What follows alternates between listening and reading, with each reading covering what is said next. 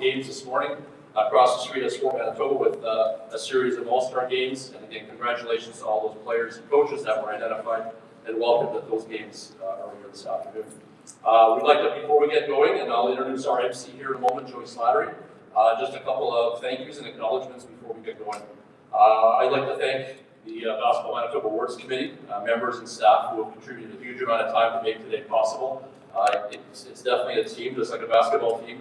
Everybody has a role and everybody plays a big part to make an event like this runs smoothly for us. We'd also like to thank the supporters we always have for Basketball Manitoba. That includes Sport Manitoba, Canada Basketball, Manitoba Association of Basketball Officials, Boston Pizza, Under Armour, Wilson Sports, Rogers, and here our host today at the Manitoba Museum. I'd like to welcome our special guests that are here with us this afternoon. They'll be presenting a number of different awards throughout the afternoon that have a connection to the awards. Many of our awards are named after pioneers of our game or influential people that made basketball what it is today for us. Again, congratulations to all of our participants from our games earlier, and of course those who are going to be honored this afternoon at our awards this afternoon. A big shout out though to not just coaches that are here today and across the street earlier, but all coaches. Coaches, without coaches, there's no sport. Basketball, like every other team sport, relies heavily on the volunteerism of individuals, and coaches play a massive role in that. Speaking of coaches and the need for coaches, talking specifically to our grade 12 athletes that are here this afternoon with us, many of you might feel that today, or this year, this last month, is the pinnacle moment of their basketball journey and career.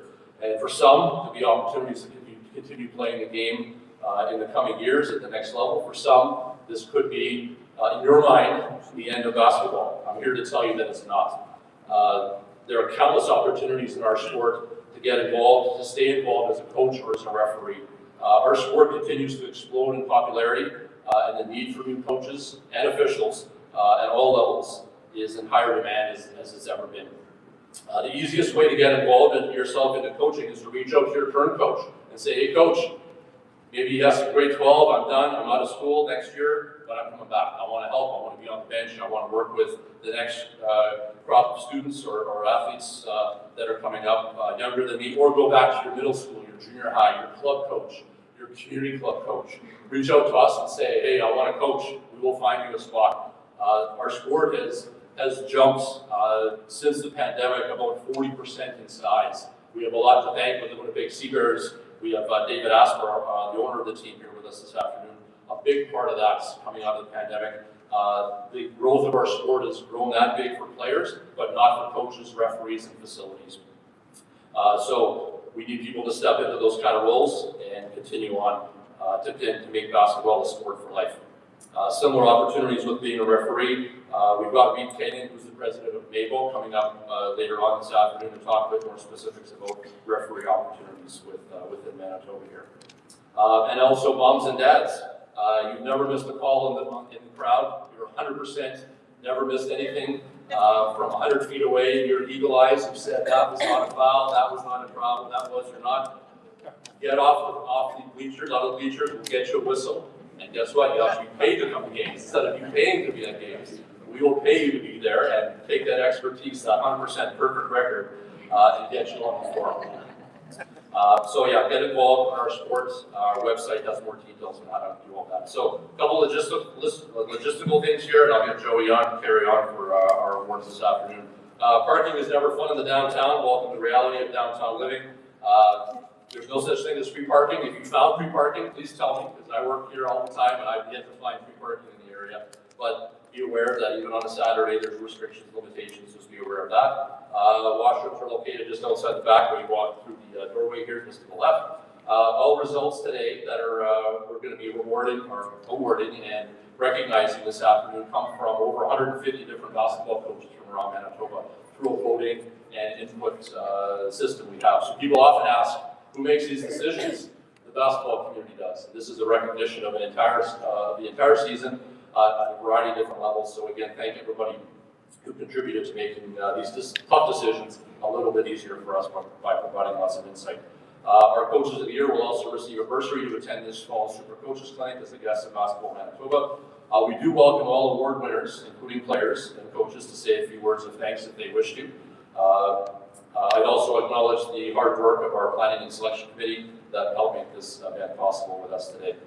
We'll include the list of our committee members at the end as another acknowledgement. We're happy to have Joey Slattery here as our MC for the afternoon. You may recognize him from CTV Winnipeg and is becoming more and more active in our local basketball community here. We're excited to have him back with us this afternoon.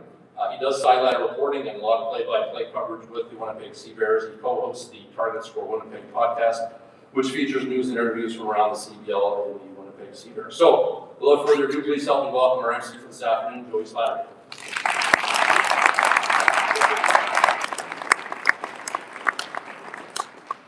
Well, good afternoon, everyone.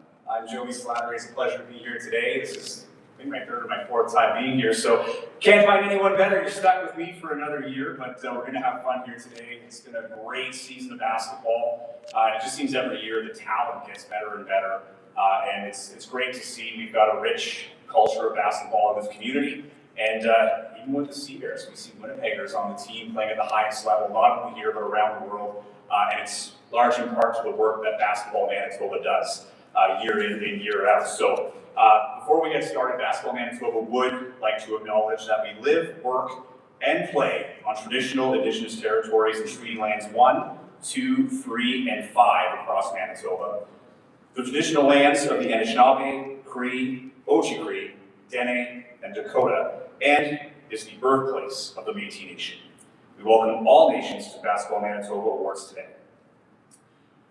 On behalf of Basketball Manitoba, I would like to welcome you to the 2026 Basketball Manitoba Awards. The awards are an annual celebration of the recent basketball season, honoring players, coaches who had an outstanding season at various levels of the game. Earlier today, we saw the single A, double A, triple A graduating boys and girls games, as well as the quad A girls and boys games at Sport Manitoba courts. The players and coaches from the games were introduced and recognized at those games. A reminder, we are live broadcasting these awards, or live streaming these awards, with a link to view. If you need the link to view it, if you want to text your friends that couldn't make it here tonight, it's basketballmanitoba.ca or livebasketball.ca. So if there's anyone here who couldn't make it, they can tune in online, and it's good to see all of our friends online. If you're sharing photos on social media, please use the hashtag M, as in Mark, B Hoops, Manitoba Hoops, and we'll share your photos as well. Official photographs and video from today will be available very soon on the Basketball Manitoba website. Thanks to Gideon, our official photographer today, of which you may know his work as G. Shuttersworth on Instagram. Our first award of the afternoon will be the Junior High Coach of the Year. All of the coaches of the year recognized this year were nominated from others in the coaching community and have had an outstanding season with their team. All our coaching award winners have shown a great dedication to their teams and have played a large part in the growth of the sport in their respective area. These are some of the toughest decisions our committee has to make, as for every winner recognized today, there are dozens of other coaches at these levels who continue to make an outstanding commitment to the sport of basketball on a regular basis. We do invite our coaching award winners to say a few words if they choose when they come up on stage. The award will be presented by Basketball Manitoba's president, Sarah Gillis.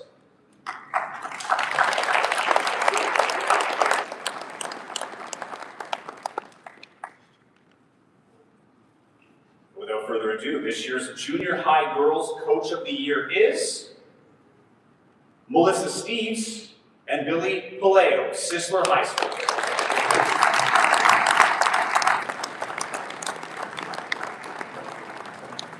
Melissa and Billy of Sisler High School have been dedicated leaders within their basketball program, demonstrating a strong commitment to student athletes through their mentorship, guidance, and passion to the game. Together, they have helped create an environment where hard work, teamwork, and personal growth are emphasized every day. Their impact reaches well beyond the court as they continue to shape young athletes through the values, discipline, leadership, and sportsmanship. Melissa will be accepting the award on behalf of Billy, who's unable to be with us today. Congratulations.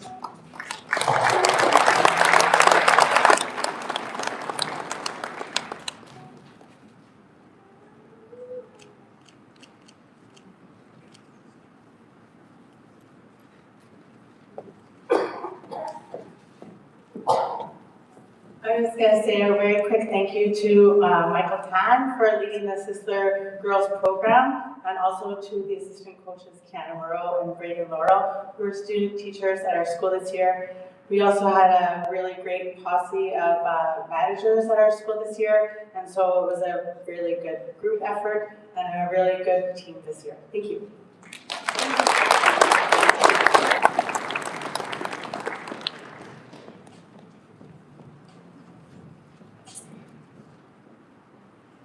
All right, moving on. Up next, we have the Junior High Boys Coach of the Year Award that will be presented by Basketball Manitoba's Dan Becker.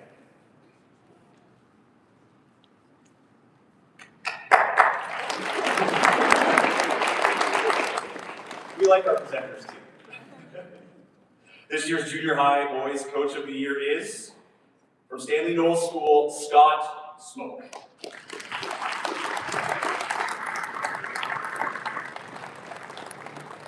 Scott has shown strong and lasting commitment to the growth and development of his student athletes, a three-time junior high basketball championship winner. He's combined success on the court with steady leadership, encouragement, and a genuine passion for the game. He has helped foster a positive team environment where players are supported both on and off the court, and his impact continues to inspire confidence, resilience, and character in the young people he coaches. Congratulations, Scott.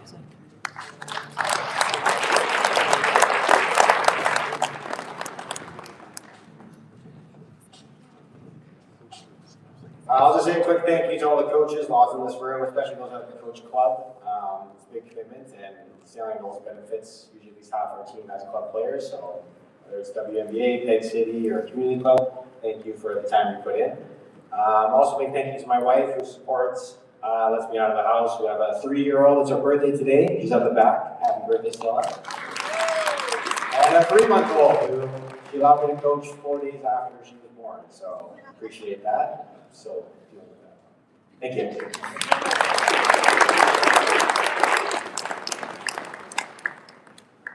Thank you and congratulations, Scott. Before I get going, I should also mention I do apologize if there are any names that I mispronounce. There are a lot. And if I really mess it up, you can come over and tell me and I'll correct it. But I appreciate that from everybody. All right. Our next award is the Junior Varsity Girls Coach of the Year Award, which will be presented by Basketball Manitoba's Randy Casano.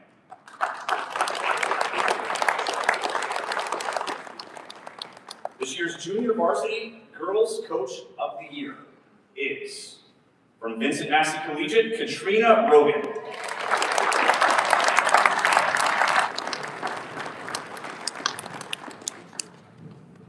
Katrina has quickly established herself as a young and up-and-coming coach with a bright future in the game.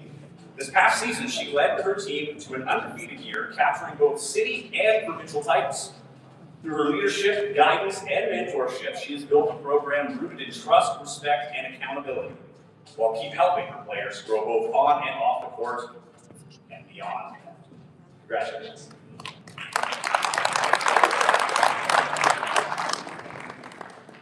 I just want to say thank you to all of my athletes that I got to coach this year. They were so amazing, and I also want to say thank you to my assistant coaches, Alicia, Rachel, Adam, Chris, and Inez. I could not have done this without them, so thank you.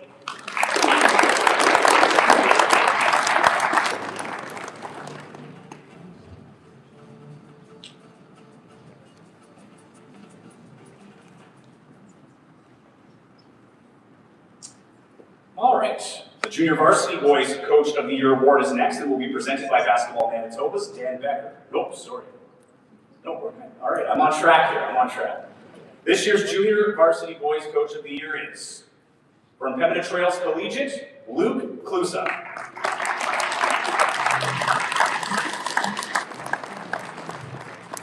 Luke has taken the newest school program in Manitoba and rapidly transformed it into a championship program.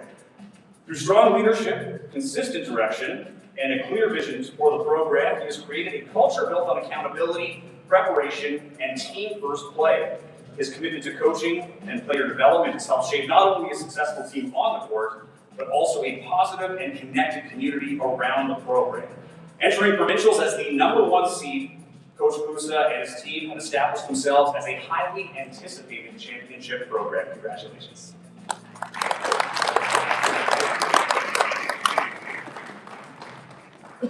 First, I want to say thank you. It's an honor to be recognized for this award. I'd like to thank my assistant coaches for all the great ideas they gave me that I claim as my own. And to my players for making me look a lot better than I am. Thank you.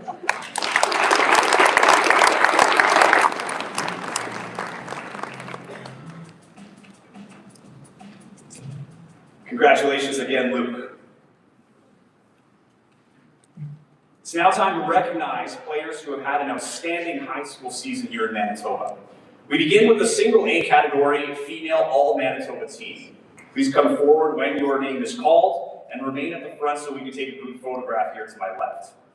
Presenting the awards will be 17U Manitoba Provincial Team head coach Eric Sung, and from the 15U Manitoba Provincial Team, head coach Kelly Sinnet.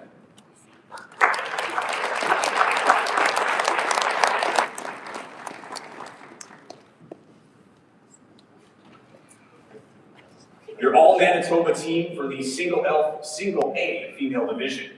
From Ross L. Gray School, Dana Broski. From Ross L. Gray School, Jenna Kraus. From St. Rose School, Tamaya Latane. From Fisher Branch School, Sky Miranda. And from St. Rose School, Ashley Preston.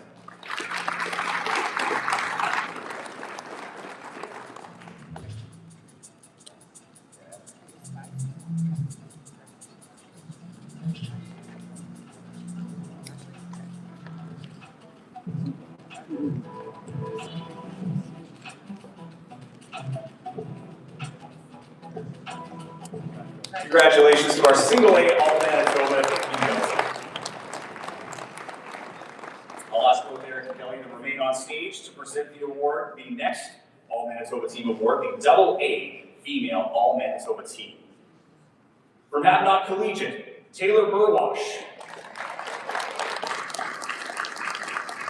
From Prairie Mountain, Angela Gundrum. From Seward School, Tessa Penner. From Carberry Collegiate, Charlie Unrock. And from Emmanuel Christian, Julie Van Delden.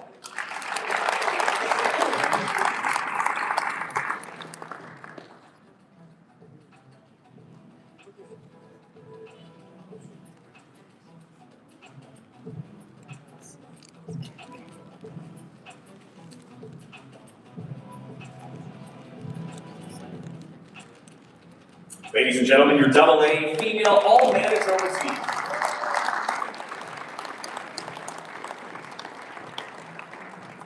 Eric and Kelly, you guys are going to be tired from smiling after this.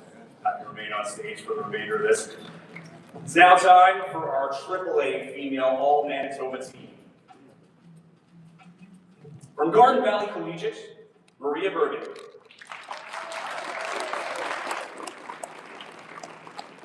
From Dauphin Regional School, Aubrey Carr. From Churchill High School, Liz Lasser.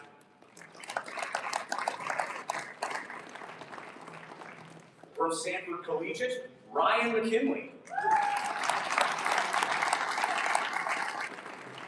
And from W.C. Miller Collegiate, Kate Sawatsky.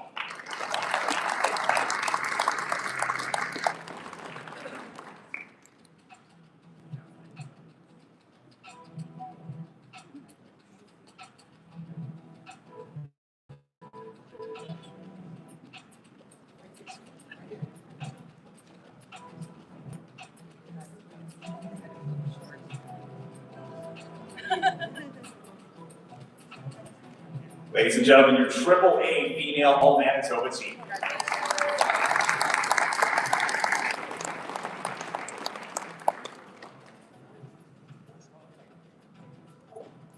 Our next next award recognizes the single A category female player of the year that will be formally presented by her coach, who will also briefly speak about their player. The award will be presented by Christine Wolf from Elm Creek School.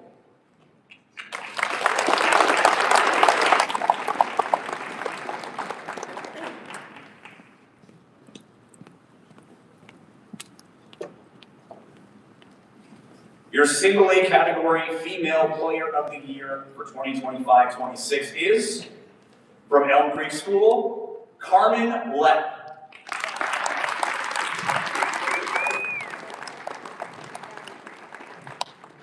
Oh, sorry, Cameron Lepp. See, we already told you there would be some mistakes there. Unfortunately, Cameron couldn't be here. I just wanted to talk a little bit about her. I've known Cameron being a single A school. I've known her since kindergarten. And even then, she had a particular drive about her. And I had an opportunity to coach her in grade 9, and she was a strong player even then. She was playing some grade 12s. And she worked on her experience and worked on her drive. And this year, she drove the play, and when she got her the ball, chances are the ball went in the net. And I know she wishes she could be here, so I want to say thank you on her behalf.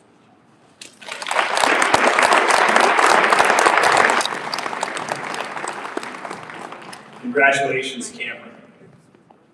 Up next is the AA category female player of the year, formally presented by her coach, who will also briefly speak about the player. The award will be presented by Trevor Penner from Soares School.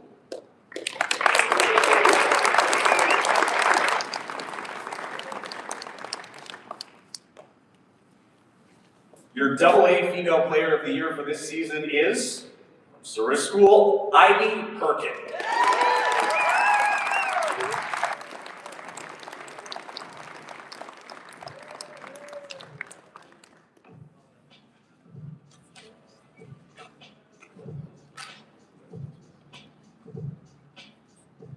I promise there's not a lot on here, but I have to have the font so big so that I can see. Good afternoon. It's with extreme pleasure that I introduce Ivy Perkin as the AA Girls Player of the Year. So where do we start, Ives? Well, I guess let's get the bad over with first. Ivy is an elite hockey player. This past season, she was named the rural Manitoba Female AAA Hockey League's MVP, leading the league in goals, points, and is playing hockey at U of R next year. And that is the only negative thing you'll ever hear me say about Miss Ivy. She balanced playing hockey her entire basketball career, and by balancing, I mean driving an hour or more to play maybe a quarter of a game, to hop in a car, to drive 2 or 3 hours to play hockey. She did this for 4 years as a member of our program, and I have never, and I suspect never will again, see an athlete with this kind of commitment. It goes beyond words. This season, she only missed 5 of our 27 games and was truly our everything as the team finished the year with a 25-2 record, winning their last 20 games in a row on the way to the provincial championship.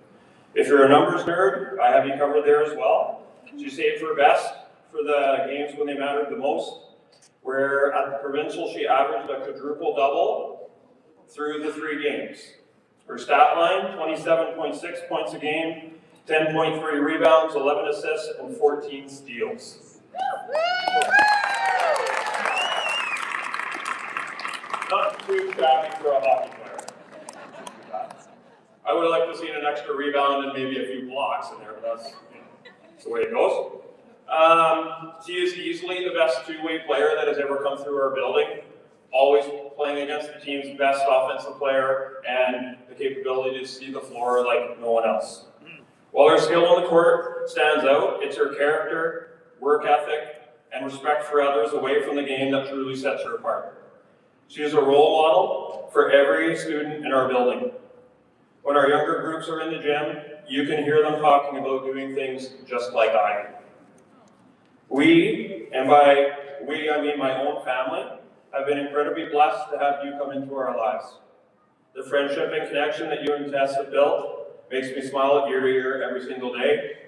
And Robert and I are very thankful that your mother has supplied Tessa with lunch for the entire school year. I'll finish by saying this. It is rare to have an athlete come through a program who has genuine impact on the next generation of players. Ivy is just that. She raises the standard around her, motivating others to prepare more thoroughly, compete harder, and strive to be the best version of themselves. I wish you nothing but success in life and love. Ladies and gentlemen, your 2026 AA Girls Female Player of the Year, Ivy Burke.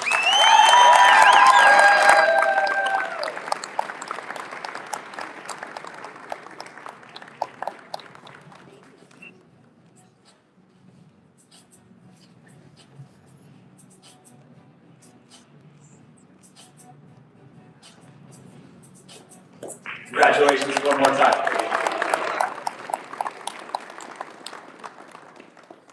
Our next award is the AAA Female Player of the Year award, and it will be formally presented by her coach, who will also briefly speak about their player. The award will be presented by Kelly Sinnott from Sanford Collegiate.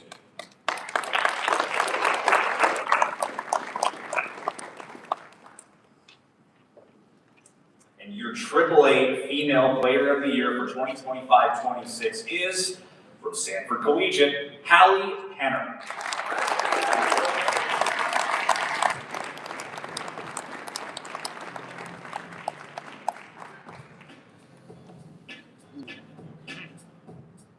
Stand by me. Stand by yourself. Okay. Congratulations. I'd like to start off by congratulating all the grads on outstanding grade 12 seasons and all of the award winners today. It is an honor to introduce this year's 3A Player of the Year. This athlete came to Sanford in grade 9 with a hockey background and an interest in trying basketball. This interest turned into a passion where she displayed hard work, courage, determination, and the willingness to challenge herself. She managed to find a way to play both sports, being a top contributor and making an impact both as an athlete and as a leader. She's graduating as one of the most decorated Sabre athletes in school history with 2 high school hockey championships, 4 zone championships, 2 provincial silver medals, 1 provincial championship, being named to the Winnipeg Free Press top 10 list in both hockey and basketball, and capping off her senior season with provincial MVP honors and the Players' Choice Award at Basketball Provincials. She has also managed to maintain a 94% academic average, displaying the qualities of a true student athlete. It has been a true privilege to get to coach her and watch her grow into an outstanding athlete and an even better person. I'm beyond proud of everything she's accomplished as a Sabre, and it's been a true honor getting to be a part of her journey. We wish her the best of luck as she continues her basketball career at Brandon University next year. Congratulations to our 3A Player of the Year, Hallie Henner.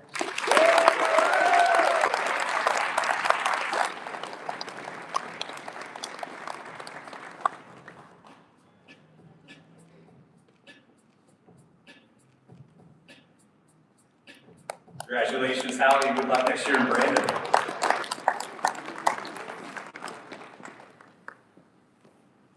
All right, we now continue with the single A category male all-Manitoba team. Please come forward when your name is called and remain at the stage. You can have a group photo here to my left. Presenting the award will be Dan Becker, head coach of the 17U male provincial team, and awards committee member Hank Neiman rather. Nyman is correct. Neiman, there we go, perfect. That one was spelled phonetically, so let me just read it. From Winnipeg School, Drake Boulette. From St. Rose School, Aiden Brunel. From Glenborough School, Austin Duvitz. From Glenborough School, Evan Griffin. And from Winnipeg School, Brody Wood.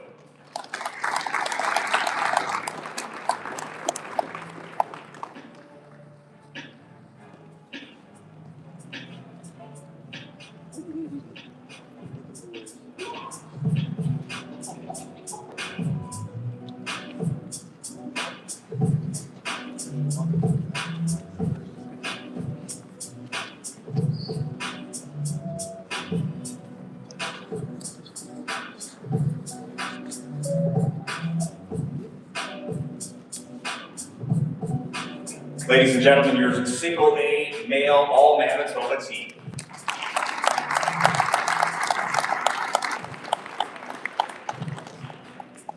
Dan Hank, if you can remain on the stage to present the next award. We continue now with the double A category male all Manitoba team.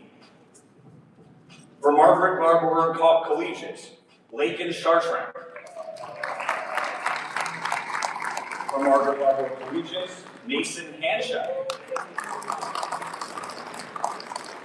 From Seward School, Trey Henner. From Seward School, Caden Rexheidler Pamber. And from Emmanuel Christian, Rylan Dienendal.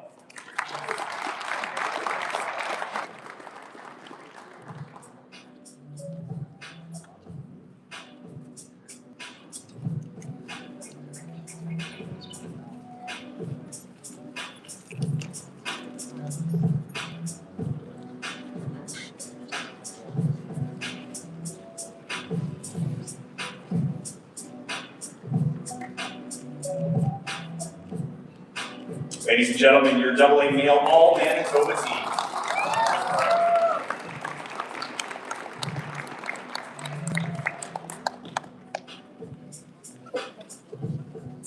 Moving on now to the triple A category, male all Manitoba team. Again, please come forward when your name is called and we'll take a photo to my left. From Linden Christian School, Marco Byfield. From College Lorette, Elijah Maple Stevens. From Stonewall Collegiate, Wyatt Mitchell. From Linden Christian School, Carter Rexheidler. And from Linden Christian School, Colby Wilson.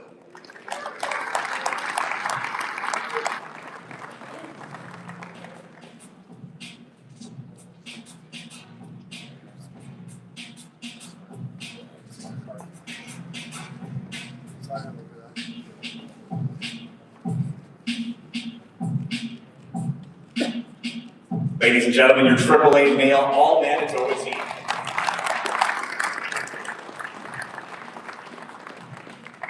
We're going to need a bigger background with all these players. Now, on to our next award. It's the single A category male player of the year. It will be formally presented by their coach, who will also briefly speak about the play. This award will be presented by Ryan Diel from Glenborough Balder School.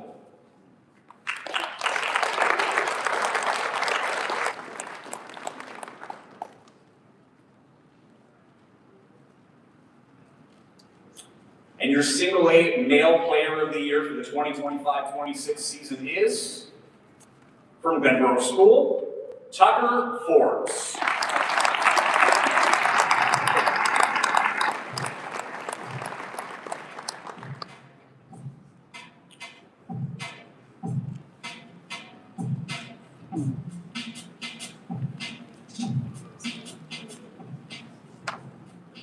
It is a pleasure to be here this afternoon to present the Single A Boys Player of the Year. Just to follow Trevor Penner, which I never thought I would say, Tucker had a choice to play AAA hockey, and in rural Manitoba, that's what every kid does if they have that opportunity, and he chose high school sports. And I've been one of the many people that have benefited from that decision. I want to give you a little bit of a recap of Tucker, and he is definitely one of the most well-rounded multi-sport athletes ever to go through Glenborough School. He was a Zone 6 individual and team golf champion, Provincial A volleyball all-star, Provincial hockey all-star.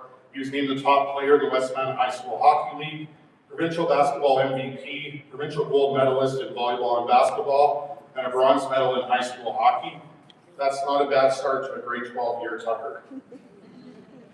Tucker is co-captain of the Glenborough Balder Panther varsity boys team. He's the type of player that his teammates look up to, coaches respect. Tucker's been part of a Panthers team that lost 3 provincial finals in a row, And this year we were fortunate enough to be back in the finals, 4-point lead at halftime. And Tucker came out in the third quarter and dropped 17 points and possibly the best quarter of basketball I've ever seen him play. That's the type of player Tucker is. He's a gamer. He doesn't mind the spotlight. He doesn't mind the ball in his hands at the end of the game. He's the type of player that makes the coach look good. He has quiet confidence and plays the game the right way. Even though he's pretty quiet on the court, everyone knows he has that competitive fire to win. Tucker, you've left your mark on the Glenboro Panther athletic program, but you've also coached high school basketball and been a mentor to so many young players and students at Glenboro School.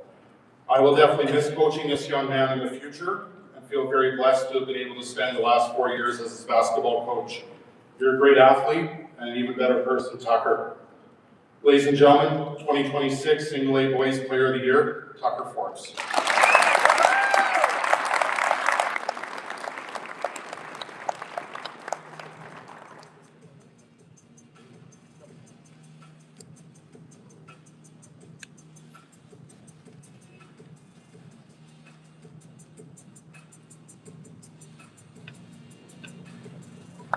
Congratulations, Tucker.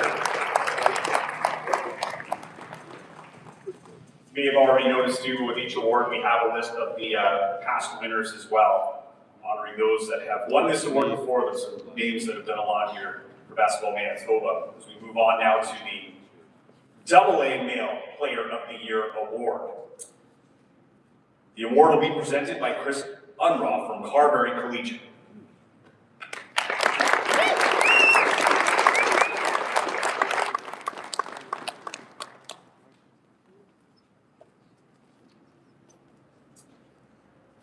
And your AA Male Player of the Year for 2025-26 is, from Carberry Collegiate, Owen Unroth.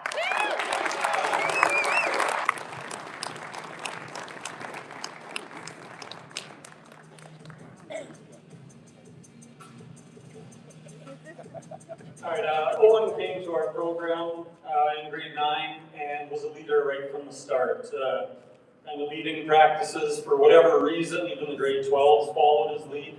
Still don't know why. Anyway, a raw, talented player learning the game of basketball.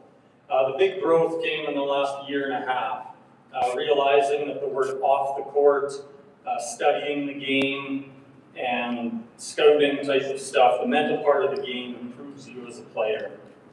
He made himself a more efficient player this year just by noticing adjustments that can be made during the game and taking advantage of those.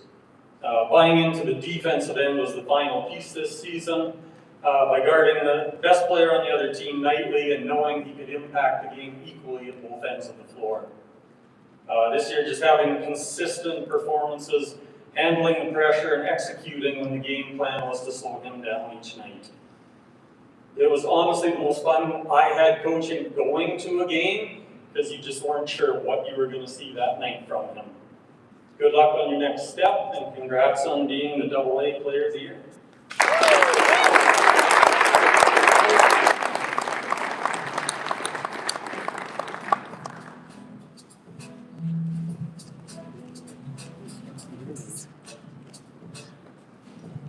Congratulations, Owen.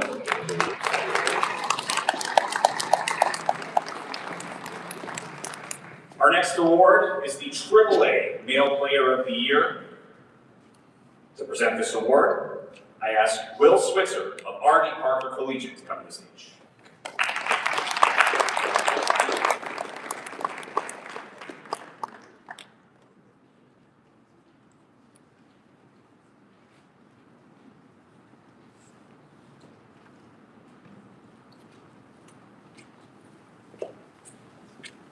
Your AAA Male Player of the Year for 2025-26 is, from R.D. Parker Collegiate, Dilshan Sagoo.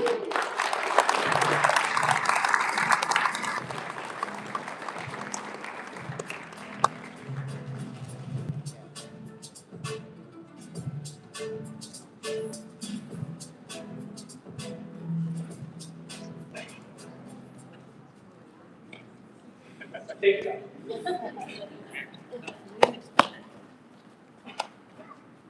Good afternoon, everyone. My name is Will Switzer, and I'm the varsity boys head coach for the Artie Parker Collegiate Trojans, based in Thompson, Manitoba.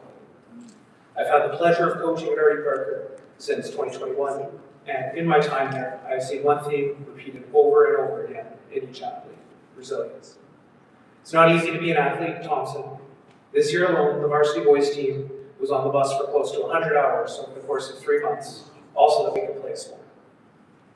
They endure hours upon hours of practices, conditioning, where coaches will poke and prod, trying to make them better than they were yesterday. I'm consistently impressed by how much they want to compete and the lengths that they will go to make sure that they can.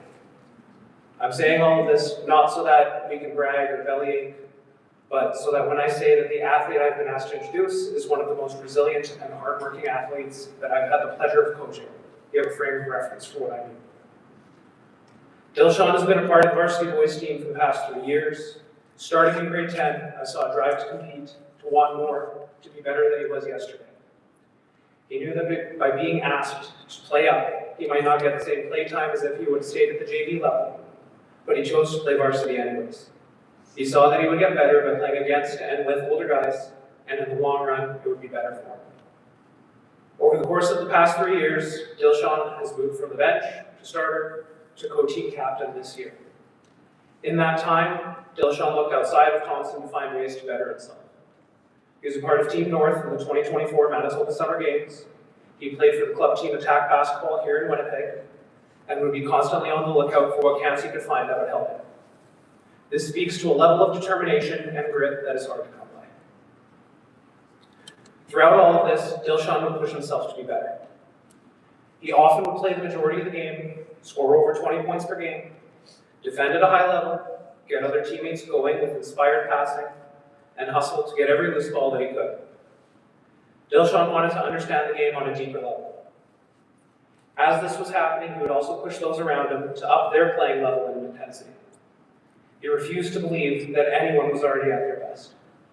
As a result, his teammates would say that they grew because of his presence. This year, our team adopted a saying, a reminder through all the early morning travel, the hardest practices, and the toughest moments. We love basketball. Dilshan embodies this philosophy and helps his teammates take it to heart as well. There are many athletes who help themselves become better, but it takes a special kind of athlete to help those around them. He has dedicated himself to helping Artie Parker become a competitive team during his time here, and will be sorely missed when basketball season rolls around again next year. However, his impact will remain in those who played with him, a reminder that you can always improve and help those around you do the same. It is with great pleasure that I get to introduce Dilshan Segu as the 2026 AAA Player of the Year.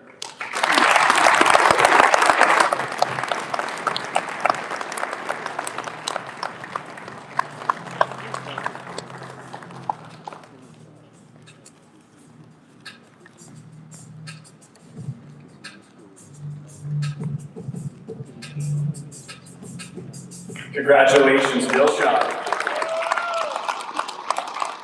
You can also attest, I believe they're sitting at the absolute back of the building, so hustling on and off the court, I like that. All right, we move on now to recognize more of our coaches who've shown a great dedication to their teams and have played a large part in the growth of the sport in their respective area. Assisting with the presentation will be Basketball Manitoba's president, Sarah Gillis.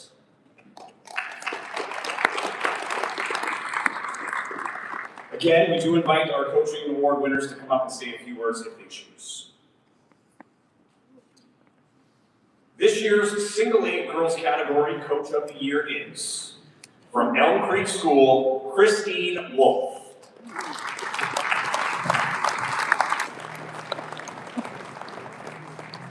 Here's a note from her nomination. Christine has made a meaningful impact through her dedication to coaching, her commitment to student athletes, and her passion for the game of basketball. Through her leadership, encouragement, and steady support, she's helped create a positive environment where players are able to grow in confidence, skill, and teamwork. Her influence extends beyond the court as she continues to model the values of sportsmanship, perseverance, and care for the young people she works with. Congratulations, Christine.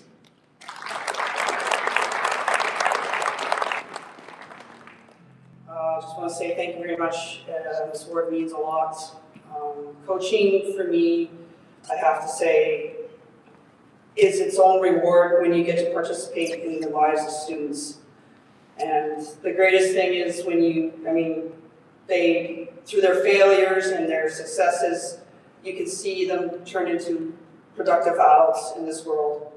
And I just want to say thank you to Elm Creek School. The staff there is always behind the scenes supporting everyone. I want to thank PRSD because they allow us to get us to the provincials to play. I want to thank the parents of the players, transportation and everything they do to get their athletes to the games. And I wish to thank my assistant coaches, Maddie Fraser and Kelly Weeb, and to our athletic director, Caitlin Weeb. She played go-between a lot in this year. And finally, I wish to say thank you to my husband, who Omar couldn't be here this evening, for the many hours being at the basketball court and the many hours spent at home. Just give you an example, today is my 28th wedding anniversary and I'm here, not with him. So thank you very much.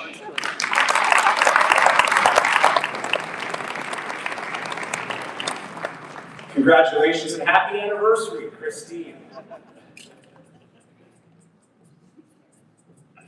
All right, moving on now to the single A boys category Coach of the Year presentation, and it will be presented by Basketball Manitoba's Dan Becker.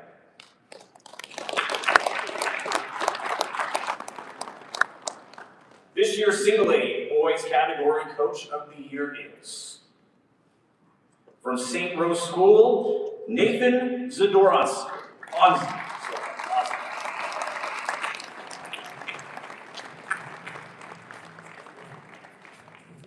From his nomination, it reads, Nathan has done an outstanding job leading his varsity boys program to a top 4 ranking at the A level.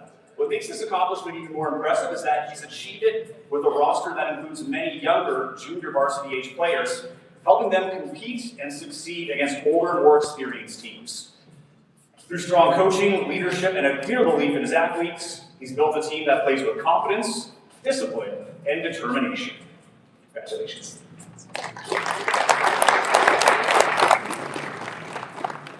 Just want to say thank you to St. Rose School for allowing me to coach our varsity team. Everyone thought I was a crazy person this year taking on 2 provincial events, both the guys and the girls. We did a really good job, I thought, and it ended up leading us to a bronze medal, which was our first in guys' history for our building, which was a great accomplishment, I thought. So just thanks to everyone for believing in us, I guess. Thanks.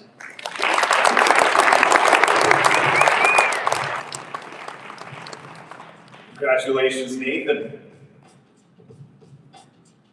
Our next award is the Double A Girls Coach of the Year Award. Assisting with the presentation for this award will be from Basketball Manitoba, the president, Sarah Gillis.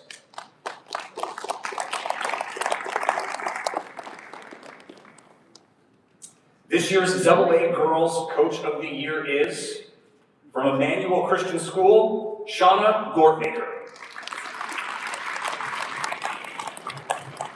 Quote from her nomination reads, Shauna has done an excellent job leading her AA girls basketball program to sustain success, guiding her team to provincial championship finishes of top 4 finishes over the past 3 seasons. Just as importantly, her teams consistently reflect the values of sportsmanship, respect, and class in the way they compete. Through her leadership, commitment, and example, Shauna has built a program that represents both excellence on the court and integrity off of it. Congratulations, Shauna.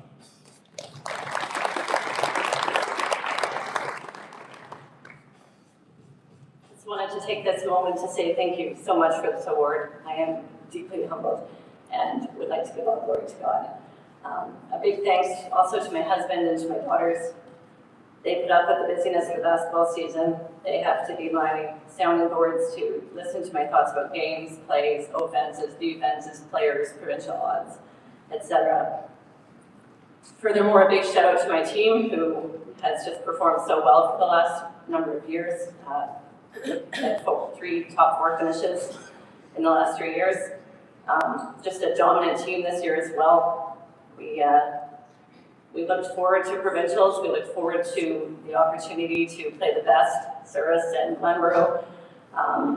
Unfortunately, our MVP sprained her ankle in the first quarter of the first game, so things went a little differently than we'd hoped, but we still finished third, and I was very thankful for their perseverance in it. I also want to express appreciation to the coaches at this level. They really pushed me to be better in the last number of years, and I look forward to competing every year. Thank you again.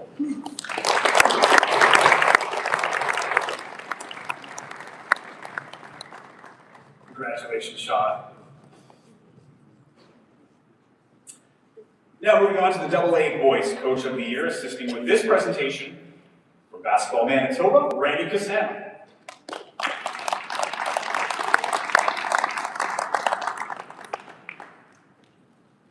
This year's AA Boys category Coach of the Year is for Margaret Arbor Collegiate, Darcy Hanchuk, and Samuel Mirza Naga.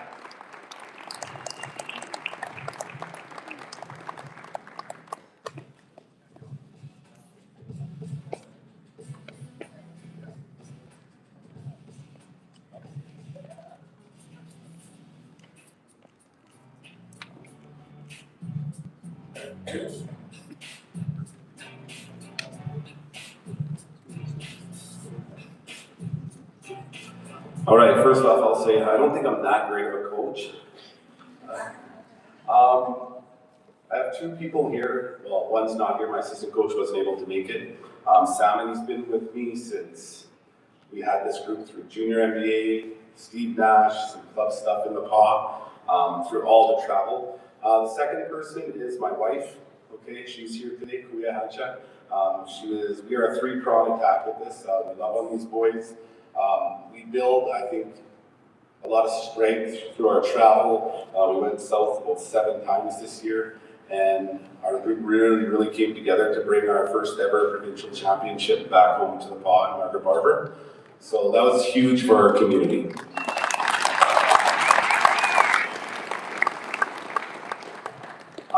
Big thanks to the players. We had an unbelievable team and an unbelievable year, and thanks to Basketball Manitoba for this award. We're very honored for it. Thank you.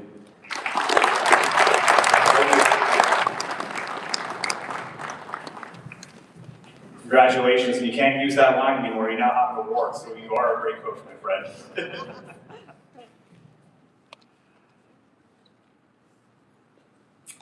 All right, moving on to the AAA Girls Coach of the Year Award. Assisting with this one will be Sarah Gillis from Basketball Manitoba.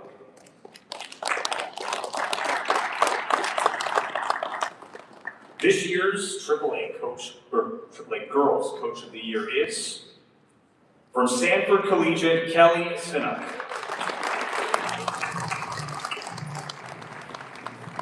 A quote from her nomination reads, "Kelly has built one of the premier AAA girls basketball programs in Manitoba through her dedication, leadership, and commitment to athlete development. Over the past several seasons, her team has established itself as the standard at the AAA level, reaching 3 consecutive provincial championship finals and earning the first girls basketball provincial title in school history. This year, Sanford completed an undefeated AAA season, including provincials, while also taking on the challenge of a 4A heavy schedule, winning multiple 4A tournaments and defeating several top 10 ranked teams in that class. Beyond the results, Kelly has built a program defined by confidence, trust, teamwork, and preparation. Her players clearly reflect her leadership in the way they compete, support one another, and represent their school. She continues to grow the game not only through her high school program, but also through her involvement with provincial teams, regional teams, and youth and club basketball in rural Manitoba. Kelly is highly deserving of this recognition for the lasting impact she continues to make on the game and on the athletes she coaches." Congratulations.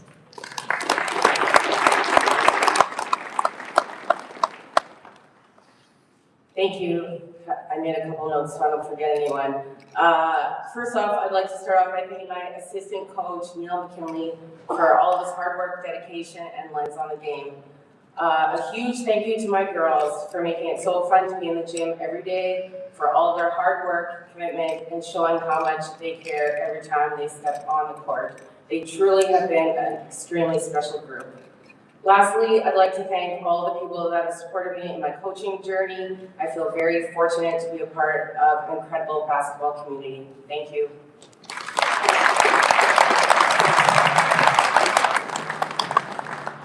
Congratulations, Kelly. All right, we'll keep things rolling here as we move on to the AAA Boys Coach of the Year. To help present this award will be Basketball Manitoba's Dan Becker. Dan, Sarah, and Randy, you guys have been used to the applause, eh? This year's AAA Boys Coach of the Year is, from Linden Christian School, Colton Bryant.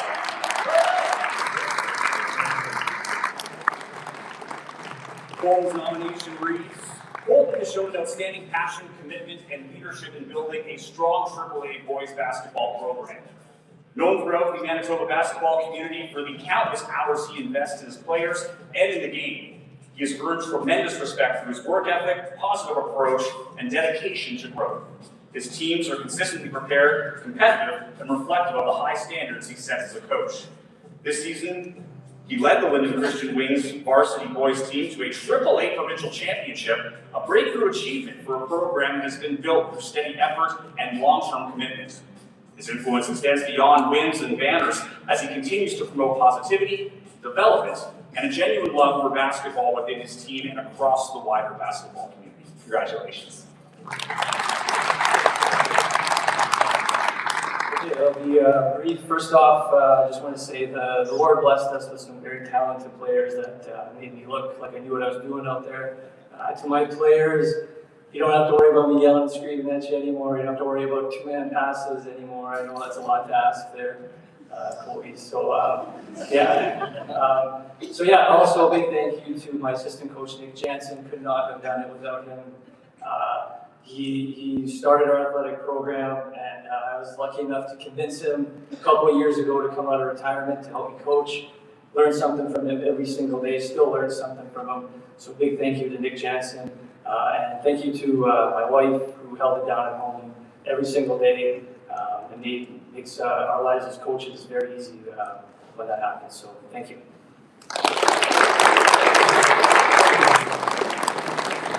Congratulations again, Colton.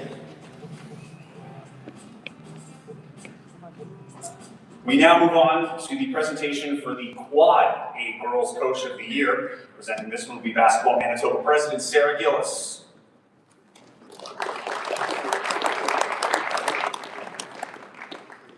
This year's Quad A Girls Coach of the Year is, from Dakota Collegiate, Eric Sung.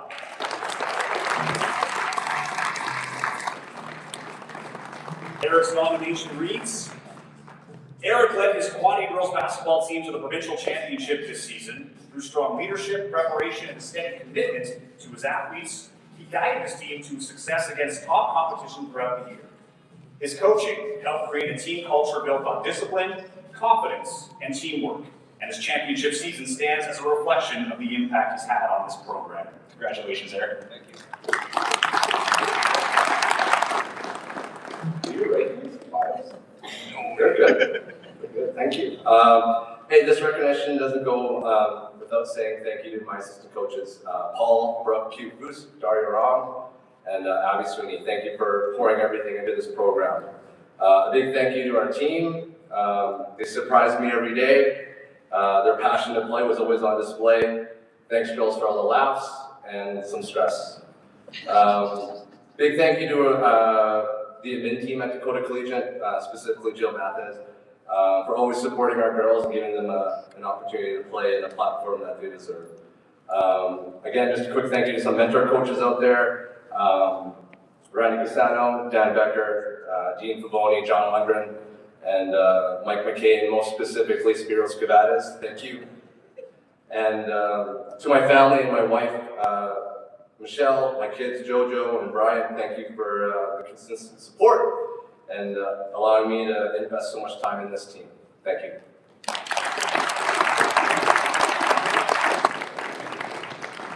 Congratulations, Eric. No, I don't write these nominations. They're far too eloquent and there are far too few spelling errors. So thank you for these very thoughtful nominations. All right, moving on now to the Quad 8 Boys Coach of the Year Award. Assisting in this presentation will be Basketball Manitoba's Dan Becker.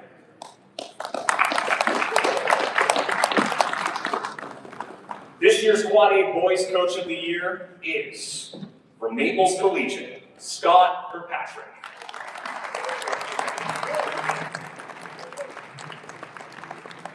Scott's nomination reads, Scott has built a Quad 8 boys basketball program grounded in hard work, dedication, and a constant drive for improvement. Through his leadership, players understand their roles, embrace accountability, and continue to pursue growth in their skills and overall development. His guidance and individualized approach have helped create a culture where high standards are expected and consistently pursued. That commitment led to a historic breakthrough this season as Maples captured the first Quad 8 Boys Provincial Championship in school history. Under Scott's leadership, the program has developed into one that is disciplined, highly competitive, and consistently prepared to perform at a high level.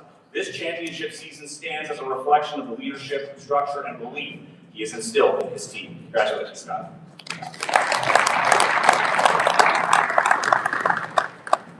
Good afternoon, everyone. Some of the coaches here can probably relate to this. I'm just going to take out my pre-game notes here. My game goals that we go through with the players, they have a pretty short attention span, so I'll try to keep it short and simple. We often call them KPIs amongst the coaches, but that's just something that the players never need to hear. They just know, okay, what are the goals for today? So, my first KPI today is just to thank Sarah, Adam, Dan, Randy, and Tiara, and the Basketball Manitoba Board for hosting this event and for everything you do to support basketball in the province. Thank you very much for that. My second KPI here is to acknowledge my coaches. I'm really honored to receive the award. I want to thank my coaching staff, all of which are here today but one, who's on a trip to BC. So I want to thank Amrit and AJ Bassey and Donnie Hayes and Marcus Leeson and Phil Sousa and Robin Quintana, all of who played a tremendous part in why I'm here today. The time, the energy, the commitment that each of them has, none of this happens without this great group around me, and I believe I have the best group of coaches in the province, so thank you to each of them. My third KPI for today is I want to thank my players. They're the reason we do this. They show up, they compete, and they always represent our program the right way. And my last KPI for today is I want to thank all the coaches that are here today in this room, and the ones that aren't here as well. Thank you for all the things I've learned watching you, having conversations with you, and competing against you. You've really helped in my coaching journey, and thanks again for the award. I really appreciate it.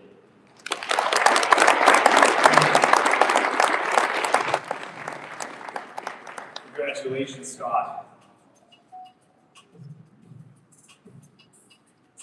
Last fall, Basketball Manitoba and the Manitoba Wheelchair Sports Association merged operations under the Basketball Manitoba banner to provide a unified basketball experience for both stand-up and wheelchair basketball players and coaches. The following video was produced with details on the historic merger. Take it to the Paralympics. That's always the goal. Always the goal. Bernard Rosello is one of Manitoba's top wheelchair basketball players, currently representing Canada on the junior national team. It's an opportunity this self-described basketball fanatic does not take for granted. I was born with a condition called proximal femoral focal deficiency, which stunts the growth of bone while in the womb. I always played stand-up basketball in school, from elementary all the way up to middle school and a little bit in high school, but played a lot of basketball, found wheelchair basketball, just fell in love with it. His introduction to the sport mirrors another Manitoban, one of wheelchair basketball's most decorated athletes. Three-time Paralympic gold medalist and Canadian Basketball Hall of Famer, Joey Johnson. When I was 8 years old, I was diagnosed with a disease called leg disease. I credit my parents, my mom in particular. Before Google, she was flipping stones and looking for sports for me to play. Wheelchair basketball has literally been my life for over 40 years now, where I've got my wife indirectly because of playing wheelchair basketball. I've got to travel to 35 plus countries. I've lived in 3 different countries, competed professionally. Johnson retired from professional play in 2012 and turned his focus to growing the game at home. Now, after 15 years of work behind the scenes, wheelchair basketball has officially joined Basketball Manitoba, marking a first-of-its-kind partnership in Canada. It's crazy to think that we started talking about this not long ago. The biggest star on the line is Joey Johnson, was the biggest piece that came into the mix with having him in that role with the National Wheelchair Sports, with his legacy and history of wheelchair basketball. It all happened, and that made it go from another 15 years in the works to 15 months. The goal, grow the sport by increasing awareness and accessibility, especially when a proper chair can cost anywhere from $4,000 to $10,000. We do have a fleet of chairs where people want to come out and try it out. We do help them with that because it is a big burden, especially when you start as a young kid. It's not like you get to spend $100 on a new pair of shoes. The average intro chair is probably around $4,000, $4,500. Rosello hopes this partnership will raise the level of competition and accelerate his development as he pushes toward the Paralympic dream. Let's say I'm having a bad night where I can't finish, I can't shoot, and somebody else on the other team can't push their chair but can shoot, that means I have to try a little bit harder. Wheelchair basketball is a Canada Winter Games sport, and in 2027, it will be one of the first major events under Basketball Manitoba's new umbrella. The hope is this partnership strengthens competitive success while creating a model for other provinces across Canada. I'm Joey Slattery, and this has been your Basketball Manitoba monthly feature. I know that guy. Yeah. Very familiar. Not a sharply dressed in there. So Basketball Manitoba is proud to add the following new awards to today's proceedings and recognize both Manitoba wheelchair basketball player and coach. The wheelchair basketball player of the year will be presented by none other than Joey Johnson of Basketball Manitoba.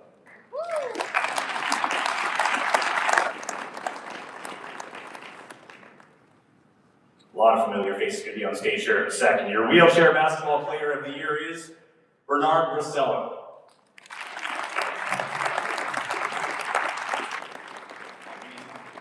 A Manitoba athlete with Team Canada experience, Bernard continues to build on his growing profile in the sport.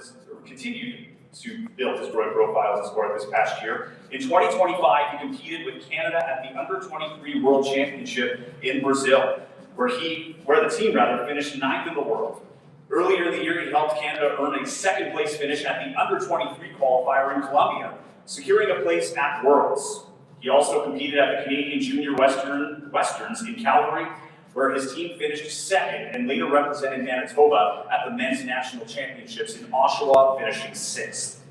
First introduced to wheelchair basketball at age 12 by a sledge hockey teammate, Bernard quickly found a passion for the sport that has continued to grow ever since. He's become a dedicated and high-performing athlete who continues to represent Manitoba with pride. Off the court, Bernard is a student, and his achievements, commitment, and continued growth in the game make him highly deserving of this recognition. Unfortunately, Bernard's not able to be here today, so Joey Johnson will accept the award on his behalf. Shake my own hand. Yeah, shake your own hand.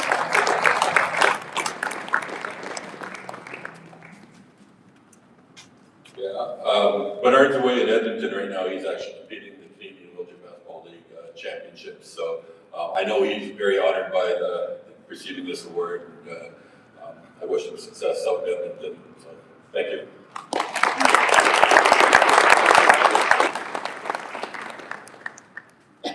Congratulations to Bernard, inaugural winner, wheelchair player of the year. Now moving on to the wheelchair coach of the year. Again, will be presented by Joey Johnson of Basketball Manitoba. The wheelchair basketball coach of the year is Michelle Sun.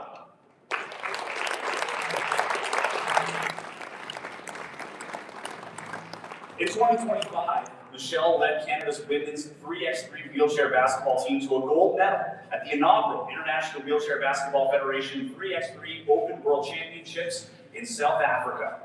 Canada completed a perfect 6-0 tournament run and defeated Spain in the final to become the first ever women's 3x3 wheelchair world champions. That historic result added another major milestone to Michelle's already impressive coaching career on the international stage. Best known here in Manitoba as the head coach of the University of Manitoba Bison's women's program, she's helped build the program into a consistent Canada West contender. A former Bison's player, team captain, academic All-Canadian, and Sylvia Sweeney Award recipient, she's gone on to build an outstanding coaching resume at both the university and wheelchair levels. Michelle's leadership, success, and long-standing commitment to athlete development make her highly deserving of this recognition. Unfortunately, Michelle's not able to be here today, so her husband, Eric, will accept it on her behalf.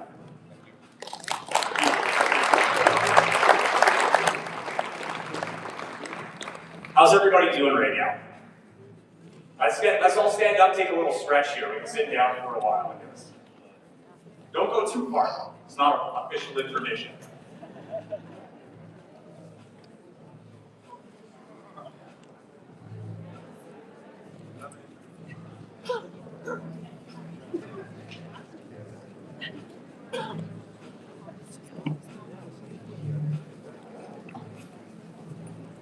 All right, recess is over.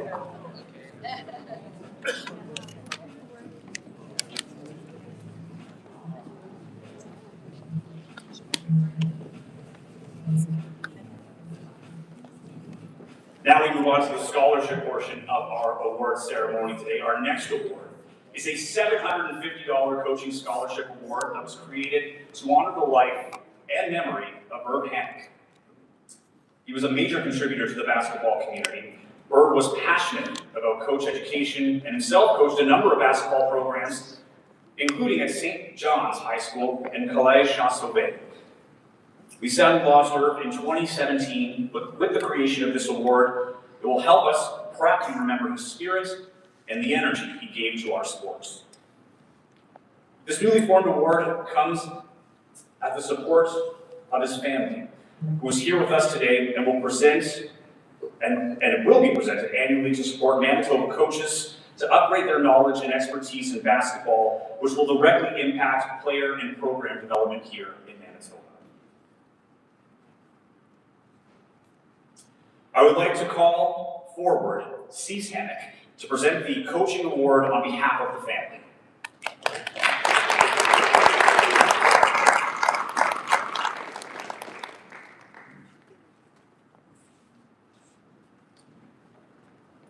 Irv loved all aspects of basketball, and I got to watch it all. I was a volleyball player.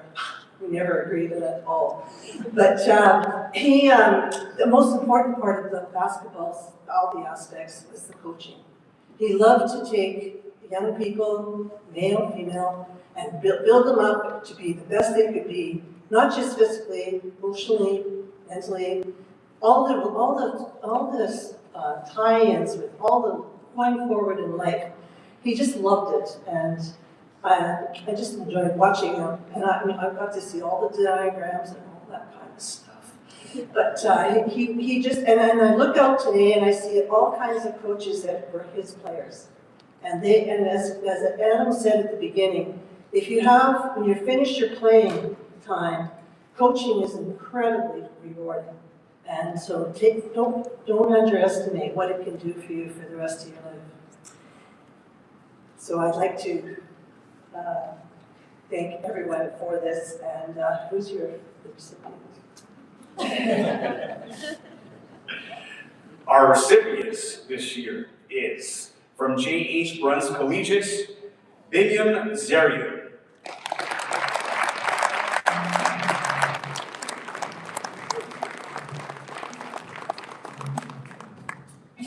Binyam's nomination reads, he's quickly established himself as a dedicated and emerging leader within Manitoba basketball community.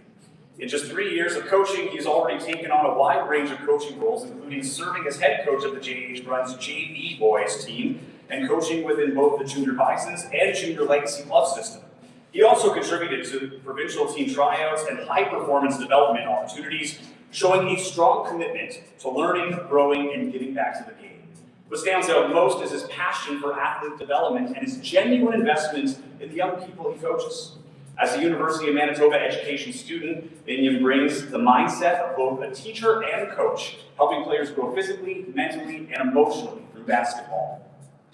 He is also deeply aware of the barriers many young athletes face in accessing the sport and is committed to creating more opportunities for youth to get involved, develop their skills, and find their pathway in the game. Biniam represents the next generation of coaching leadership here in Manitoba basketball. Congratulations.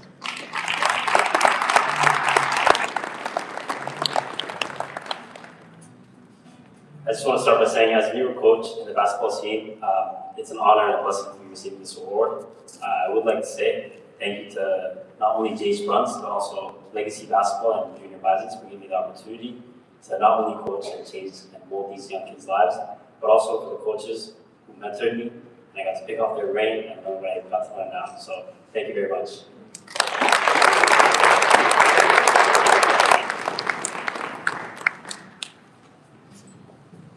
Congratulations, Biniam, one more time.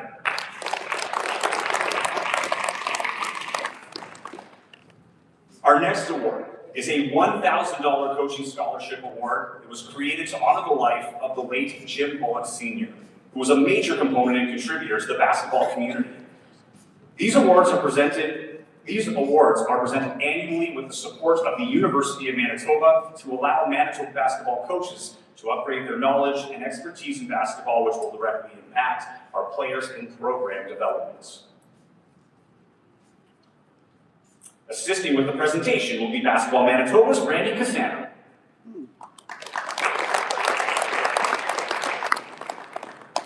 This year's recipient is, from Hatnot Collegiate Institute, Eric Rogalka. Eric's nomination reads, Eric has shown a strong commitment to coaching and growing the game in northern Manitoba. As a coach in Flin Flon, he's worked to build and support his varsity program while navigating the unique challenges that come with coaching in a remote community, including travel, limited resources, and fewer opportunities for connection and development. His dedication to his players and to the sport has made a meaningful impact within his school and the community at large. What stands out most is Eric's commitment to continued growth as a coach and his desire to bring that learning back to his athletes. He understands that every opportunity to develop new ideas, learn from others, and strengthen his approach to coaching ultimately benefits the players he works with every day. His leadership, perspective, and commitment to making basketball stronger in a northern setting make him highly deserving of this recognition. Congratulations.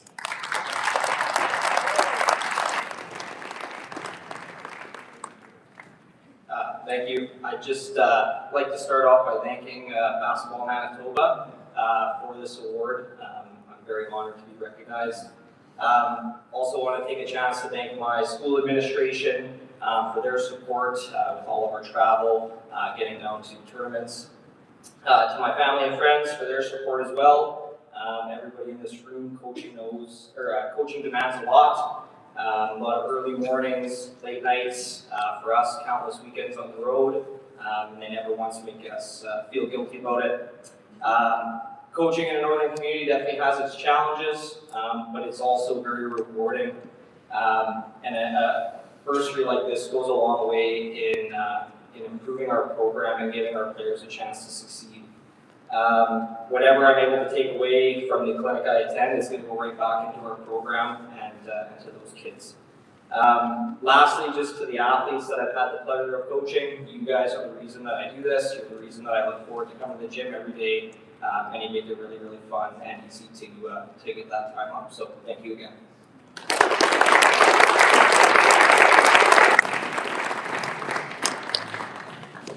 Congratulations again, Eric. Basketball Manitoba, along with the family of Larry Markhartson, is proud to present the scholarship opportunity for graduating a female Manitoba basketball player. This $700 scholarship in Larry's memory recognizes a grade 12 female basketball player who exemplifies hard work, sportsmanship, and community spirit, maintains a 70% or higher academic average, and is pursuing post-secondary education. This award is to be used as financial assistance towards post-secondary education for the upcoming school year. We sadly lost Larry in 2025, but his memory and spirit remain with us, and we are proud to remember him with this new scholarship in his name. Assisting with the presentation will be Basketball Manitoba President Sarah Gillis.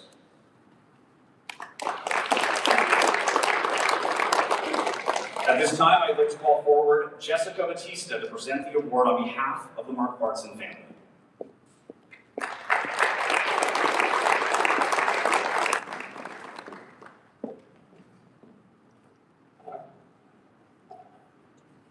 Good afternoon, everyone. It truly is an honor to stand here today to present the Larry Marketson Memorial Scholarship on behalf of Brenda, Carly, Kirsten, and the entire Marketson family.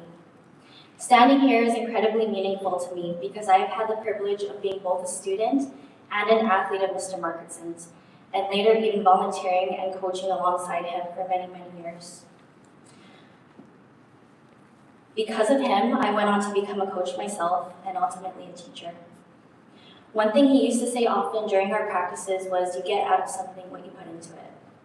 He held us to a high standard, not because he expected perfection, but because he believed in our potential, sometimes before we even saw it ourselves. He taught us that effort, consistency, and accountability mattered, and that those things would carry us far beyond the game.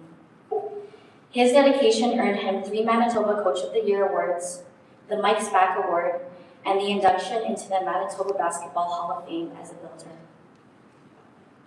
Larry dedicated over 35 years of basketball and volleyball as a coach, but his impact went far beyond athletics.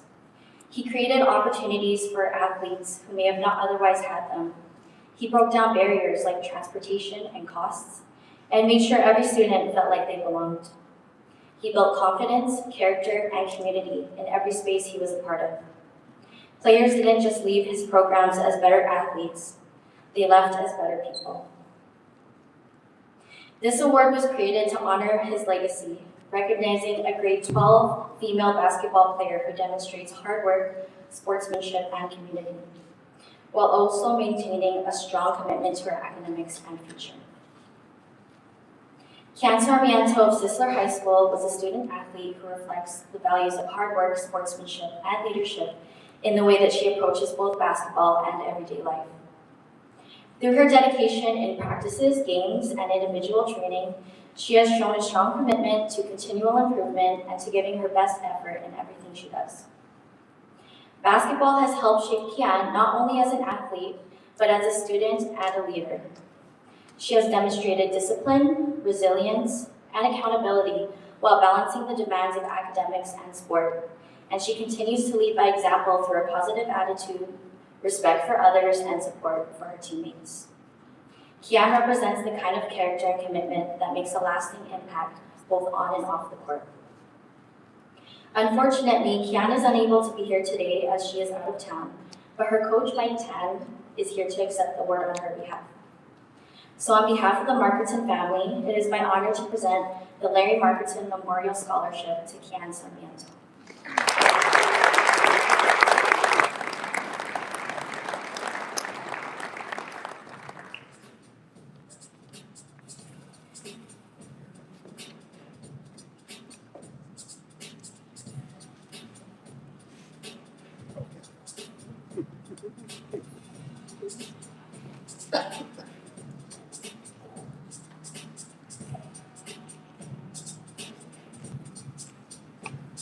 Congratulations again, Keith.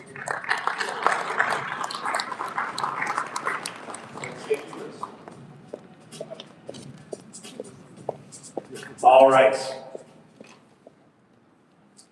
Another note on Larry is that Sargent Park School is hosting a new 3x3 basketball tournament in Larry's honor next Saturday to remember his impact on the game at the school, with proceeds going to support this scholarship into the future.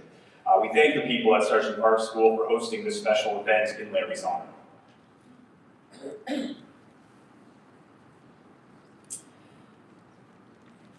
The family of Matt Johnson and Sturgeon Heights Collegiate proudly presents the Matt's Assist Scholarship, created in memory of Matt, who passed away in 2021.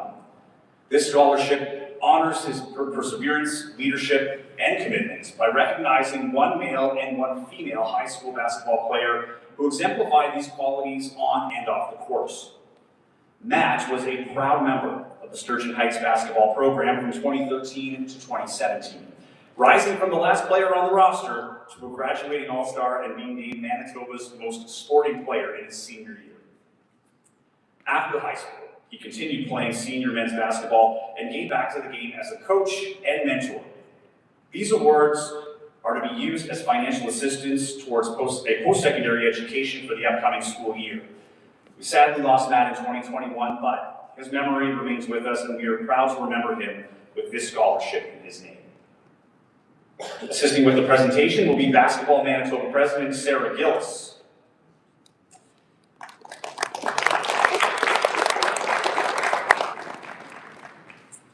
The recipients of the Matt Johnson Assist Scholarship are Obehi Okuhira from Vincent Massey Collegiate,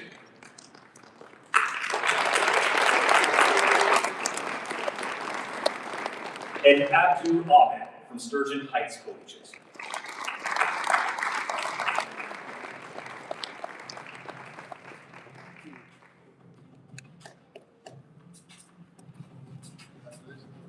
Here's the nomination forms as they read.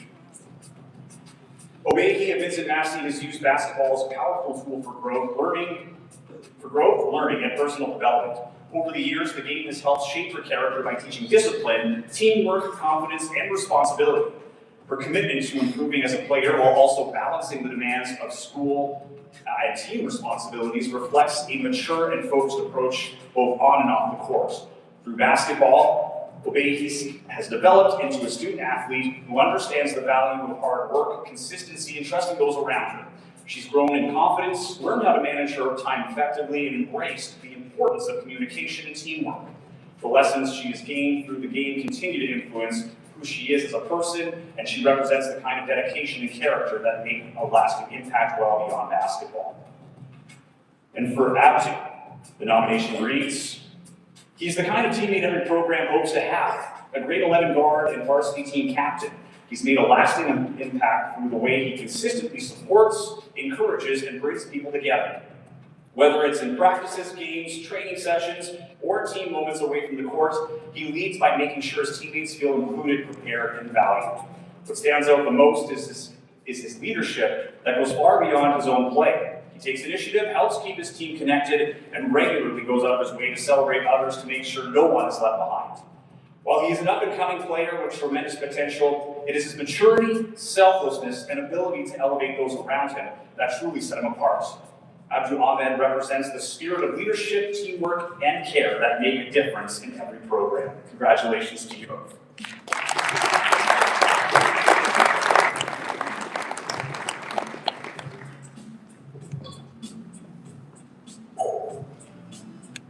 Our next award is the Dennis Wilson Coaching Award, and will be presented by Marge Wilson. This $1,000 scholarship was created in honor of Dennis's lifelong dedication to the game, recognizing a student pursuing an education degree who shows strong potential as a future teacher, coach, and leader in the basketball community. Dennis Wilson made a lasting impact on basketball in Manitoba through decades of coaching, mentorship, and service. From leading Glenlawn Collegiate to a Quad A provincial championship in 1967, to helping build grassroots and school basketball opportunities across Winnipeg, his influence reached generations of athletes, coaches, and future educators. An inducted member of the Manitoba Basketball Hall of Fame, Dennis is remembered not only for his accomplishments, but for the integrity, leadership, and care he's brought to the game.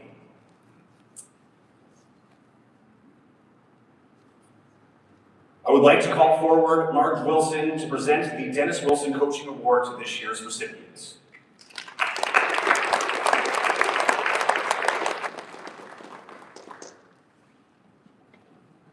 Your Dennis Wilson Coaching Award winner is, from Grand Park High School, Luca Chipetta.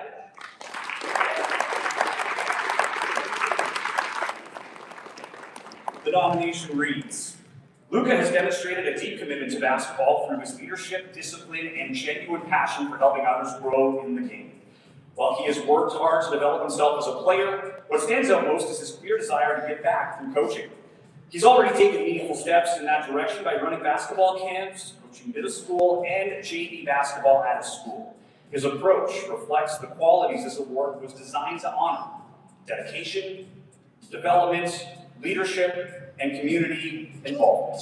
Beyond basketball, Luca has also made a strong impact through volunteer service, contributing more than hundreds of hours to the organization and school initiatives, including Winnipeg Harvest, Special Olympics, scorekeeping, officiating, and reading with elementary students. He's also committed himself to his academic future and has been accepted into the University of Manitoba's Physical Education and Kinesiology program, where he plans to continue on the path to becoming a teacher and coach.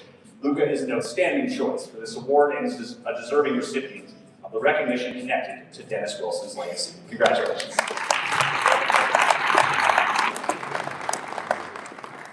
I just want to say thank you to my parents, my family, my coaches, Coach Ricardo and Coach Eaton, my teammates, just for encouraging me through all my academics and my basketball career, and of course the Wilson family for giving me this award. Thank you.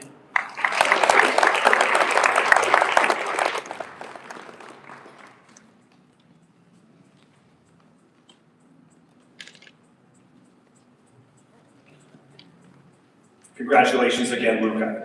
Our next award was formed by the Manitoba Sports Writers and Sportscasters Association, and now maintained by Basketball Manitoba, to a graduating athlete who exemplifies outstanding leadership on and off the court and outstanding commitment to their school and team.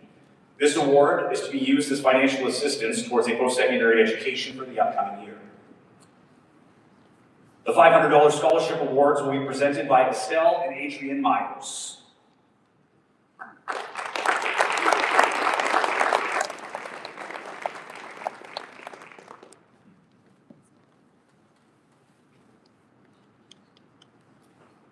Just like to say thank you to Basketball Manitoba. It's such a privilege to be here and to celebrate all the award recipients. It's just such a wonderful honor. I'd like to take a moment just to share a little bit about the man for whom these next two awards are named. Ron Myers, my father, was a sports writer, a lawyer, and at the time of his retirement, he had served as a provincial court judge for 33 years. My dad was an extraordinary man, both professionally and personally. He was a tireless champion for the rights of the vulnerable in our society, yet he remained deeply humble. In fact, it was only after his passing that we had discovered the full extent of the honors and recognition that he had received over the years. One example of this was when he was awarded the Queen Elizabeth II Golden Jubilee Medal by the Governor General in recognition of his outstanding and exemplary contributions to his community and to Canada as a whole. He received this honor in 2002, but we didn't learn about it for over a decade. My dad loved basketball. He wrote about the game for the Winnipeg Tribune for nearly 20 years, covering everything from high school to university to senior level basketball. He was happiest at the gym, watching the action in person, keeping score and jotting down notes. My mom often tells us stories about going to games with him when they were first dating and in the early years of their marriage, and how as soon as the game ended, he would rush off to the newspaper to write his story. For many years, our family traveled annually to Phoenix, Arizona, and one of the highlights for my dad was always the Phoenix Suns schedule. Long before online ticket sales, he would spend hours on the phone the moment that the tickets were released, trying to secure as many seats as possible for games happening while we would be in town. His excitement and enthusiasm for basketball were contagious, and he and my mom cheered passionately at every game, and that love of the sport became something that they passed on to me and my brothers as well. Over the years, my dad was recognized by many organizations for his dedication to the sport, including honors for his outstanding contributions to high school basketball and his induction into the Manitoba Basketball Hall of Fame as a builder. During his years with the Tribune, he formed many close and lasting relationships with the Manitoba Sports Writers and Sportscasters Association, and his connection to that community continued long after he stopped writing for the newspaper. So to honor my father's memory, the Manitoba Sports Writers and Sportscasters Association established the Ron Myers Leadership Awards. These awards are presented each year to 2 high school students in recognition of outstanding achievement, both on and off the basketball court. That is what would have meant so much to my dad. He loved excellence in sport, but he also believed deeply in character, commitment, and giving back. He would have been especially moved to know that these awards recognize not only athletic achievement, but also leadership, service, and the impact that these young people have on the wider community. This year's recipients are both exceptionally deserving. It was inspiring to read about all that they have accomplished, not only as athletes, but also as people who serve others and lead by example. That spirit of leadership and generosity is exactly the kind of legacy my father would have been proud to support.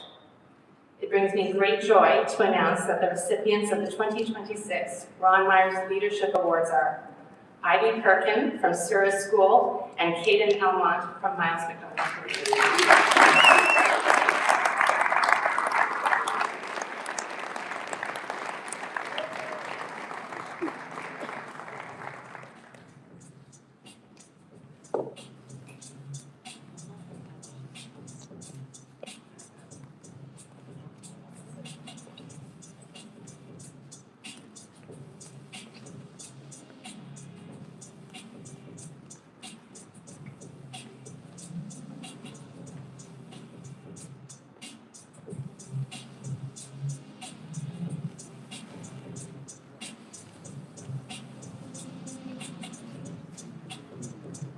Congratulations to our winners.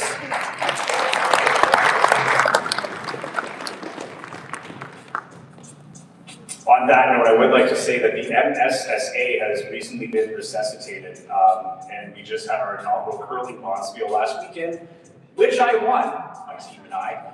Just for, well, thank you, I appreciate that. But what it really proves is that there's a reason why we get into sports writing and into sports casting, because the athletics part is not our forte, so.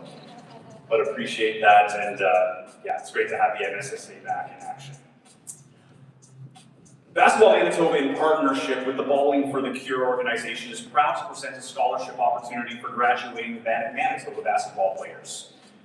These two $500 scholarships are presented in the memory of Donovan Gale and recognizes two local basketball players who best represent Donovan's attributes of strength, resilience, positive attitude, and perseverance.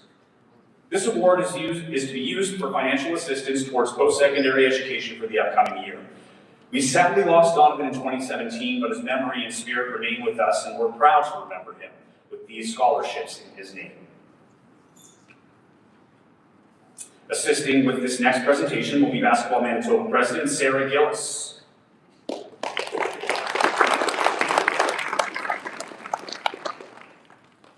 The two recipients of the Donovan Gale Scholarship are, from Springs Christian Academy, Udo Okule, and from Sanford Collegiate, Jacinta Meir.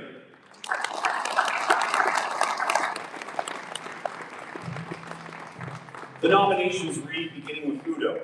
Udo has shown exceptional resilience, leadership, and commitment throughout his basketball journey.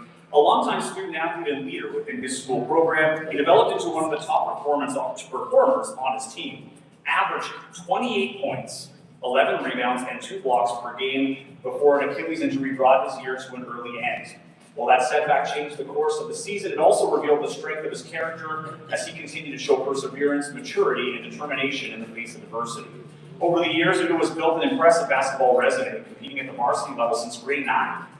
Earning tournament all-star honors, being named SCA Player of the Year, and representing Manitoba through the provincial team and Canada Basketball's Junior Academy program. He also competed on the AAU circuit in the United States, gaining valuable experience against high-level competition. Alongside his athletic accomplishments, he remained committed to his academics. As a principal's honorable student, his story is one of talent, hard work, and resilience, and he represents the kind of student athlete that would make Donovan very proud. For Jacinta, of Sanford Collegiate, she showed remarkable resilience, strength, and perseverance throughout her basketball journey. Since beginning the sport in grade 9, basketball has become an important part of her life, providing her with community purpose and the opportunity to grow through challenge. Her experience reflects the powerful role sport can play in helping young people build confidence, connection, and a sense of belonging. Over the past 4 years, she's been a key contributor to successful Sanford teams at both the junior varsity and varsity levels, while also competing in TAP South, Ice South, and at the 2024 Manitoba Games. Along the way, she's helped her teams achieve multiple tournament titles, zone championships, and provincial championship appearances. Beyond those results, she's distinguished herself through her work ethic, leadership, strong defensive play, shooting ability, including a standout 29-point game with 9 3-pointers. Her story is one of determination, growth, and using adversity to become a stronger athlete, student, and leader. Congratulations to you both.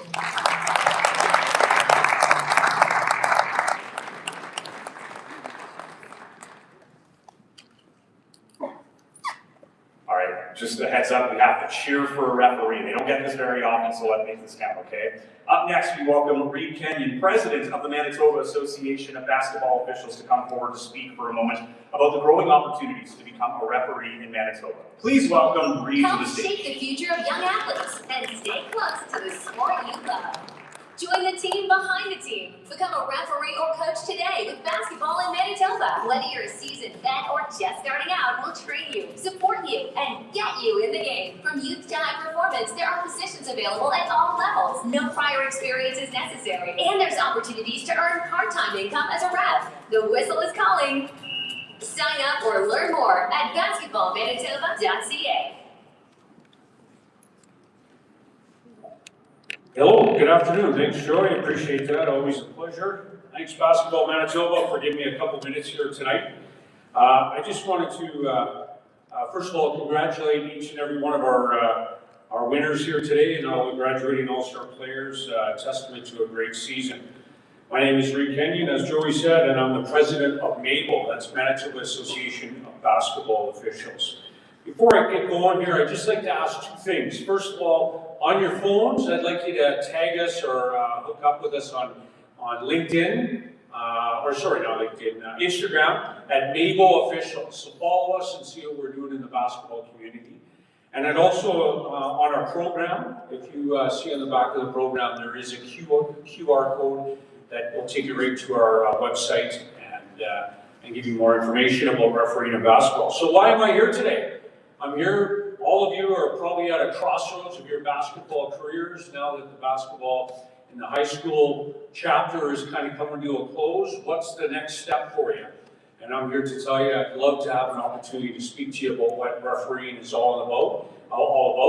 It's an important pillar of our game. Without us, there is no game. So the game is growing by leaps and bounds, and without referees, we just can't keep up with that. So, you know, come back and see us. Ellie there, give us a wave. She's sitting there at the back as well. When this is all over, come to the banner there. I'd love to speak to you about what basketball is all about. It's a great part-time job.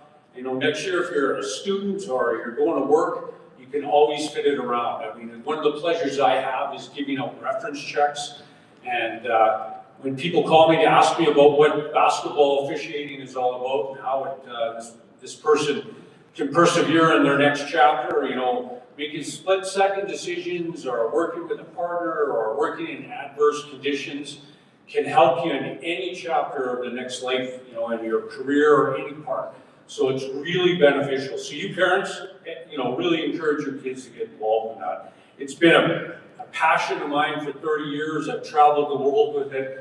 I owe basketball officiating a whole lot, and there's so much you can get involved with, from the community club leagues to high school. Heck, we got a pro team here now with the Sea Bears. How about refereeing in front of 10,000 fans?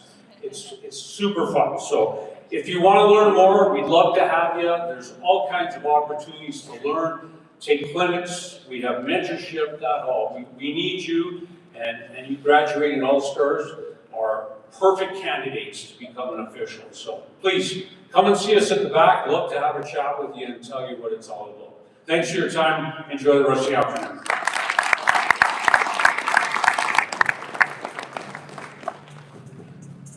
Thanks, Reed. Yeah, you think about why we're here and all the memories you've made throughout basketball and the opportunities to play with your friends. It doesn't happen, as Reed said, without referees. And yes, it's a part-time job, but the opportunities that you can get out of it, you know, are just as exciting as the playing careers that you've had. So please consider getting involved with officiating.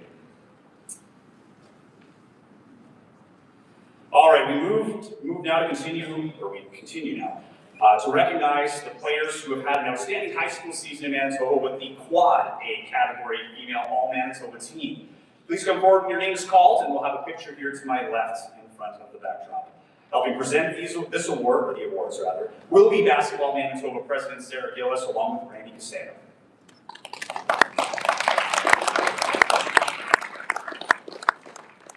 The Quad Quad A female, the Quad A female All-Manitoba team from Collège Jean Sauvé, Emma Elliott. From Vincent Massey Collegiate, Lola Isinguzo.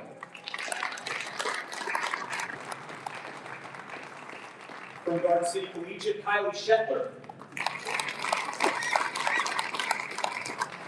From Daniel McIntyre Collegiate, Ava Shaw.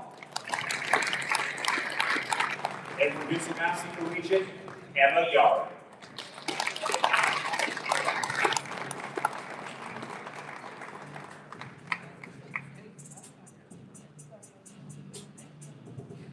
Oh, we all fit in front of the backdrop. That's a plus, I guess.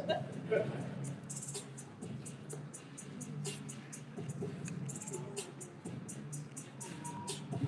Congratulations to our Quad A All-Manitoba female team. We'll be sure that the recognition given to players will not be forgotten.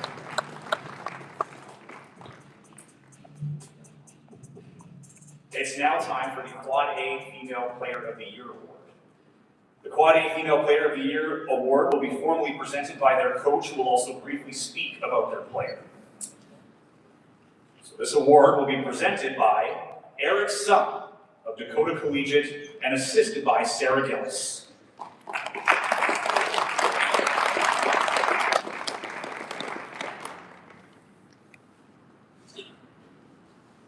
Thanks for that.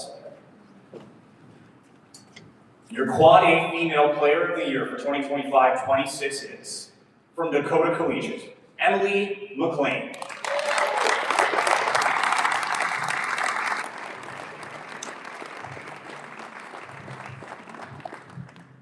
It's a great honor to recognize Emily and the incredible journey she's had. When Emily first came to Dakota, she was a young hooper with potential, but that all stood out. But what stood out the most was the years. Sorry, getting nervous. Okay. But what stood out most over the years is just how much she's grown. Not just in skill, but in her confidence, leadership, and love for the game. Special shout out again to Paul and Brooke Boost for spending so much time with you and developing your game to who you are today. That growth translated into success, helping our school win a JV Provincial Championship in 2023, and most recently, a varsity championship this year. Dakota is proud of everything you've accomplished, and even more excited for what's ahead, because this is just the beginning. Congratulations, Emily, our 4A Player of the Year.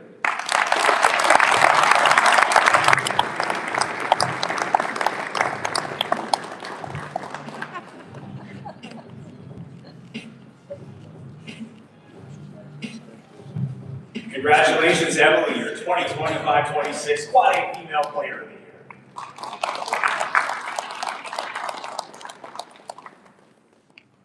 We move on now to recognize the players who have had an outstanding high school season in Manitoba with the Quad A Male All-Manitoba team.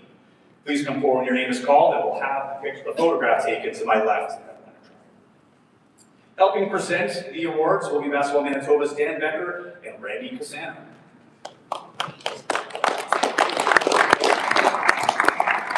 And now, for the Quad A Male All-Manitoba team for 2025-26, from Churchill High School, Kobe Alejo. From Maples Collegiate, Veer Brar. From Miles McDonald Collegiate, Liam Hara. From St. Paul's High School, Joaquin Ang. And from Maples Collegiate, Andre Yamborgo.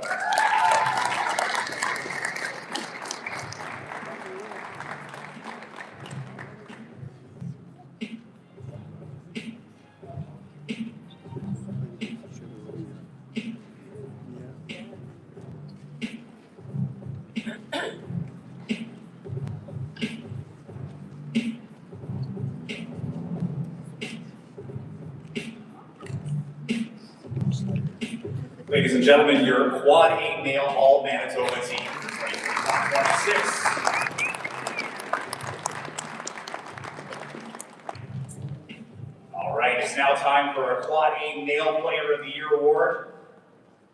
This award will be formally presented by his coach, who will also briefly speak about the award recipients. The award will be presented by Dean Favoni of Dakota Collegiate and assisted by Sarah Dennis.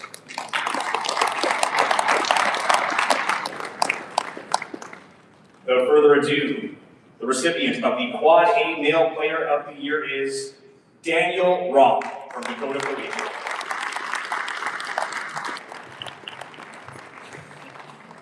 So Daniel can't be here today, but I believe he is watching right now. I consider myself fortunate to be able to stand up here and present this award to a player from Dakota.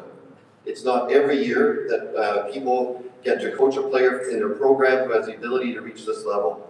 I'm thankful for the chance to be part of his basketball path. I've been coaching long enough to have seen many players who have great skill but lack the athletic ability, to have those skills translate into success in a game. I've also seen many players who have super athletic ability, but whose skills need some attention, who are ineffective in a competitive setting. I've also seen players with a bit of both of those traits who can at times impact the outcome of a game. And then there are the players like Daniel Rom. He has an abundance of both. He has great skills, and he works on them on a consistent basis. He trains. He does not just get in the gym and play. Running around and getting sweaty is not an indicator that anything has been accomplished. He understands what skills need attention, and he works on them.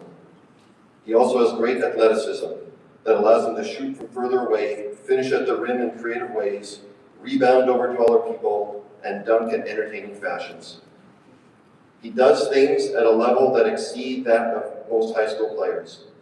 I can't tell you how many times in a practice he would make a shot, a wild layup, block a shot, or simply make a pass with more pace and accuracy than we would expect. And all the coaches would turn silently and look at each other and give the look of, did you just see that?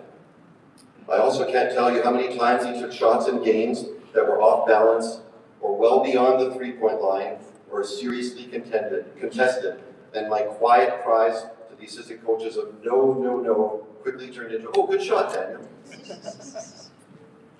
He is a coach's best problem solver. Need a bucket, or a steal, or a dunk, or an alley-oop, or a dunk off the backboard to change the momentum or put the game away, he can do that. Need someone to ask a great question in practice so everyone can learn from it. He can do that. Need someone on your team who does the intangibles, like being at all the practices, showing up on time, taking care of his body, going to class, and doing well in school. He can do that. I'm very proud of him and all the tournament awards he's won, and more importantly, how he handles himself day in and day out. He's an impressive, mature, composed young man with a very bright basketball future. I'm already looking forward to next year. So congratulations to Daniel Rom.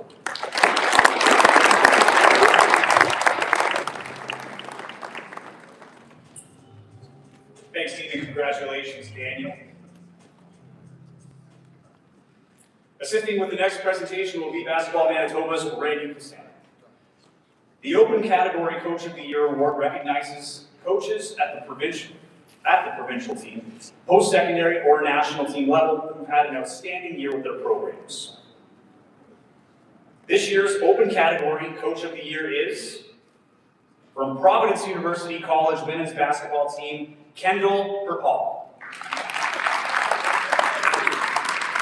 Kendall's nomination reads, Kendall has made an immediate impact in his first season as head coach of the Providence Pilots women's basketball team. Under his leadership, the Pilots put together an undefeated NCAC season to capture the conference championship, while also adding the NIAC championship to an already outstanding year. With a 20-1 record on the season, his team established itself as one of the top programs in its level of competition. Kendall's leadership, preparation, and ability to bring out the best in his athletes have been central to that success. His efforts were also recognized individually as he was named Coach of the Year in both the NCAC and NIAC. In a remarkable first year behind the bench, he has guided the Pilots to championship success and positioned the program among other top-ranked teams. Kendall.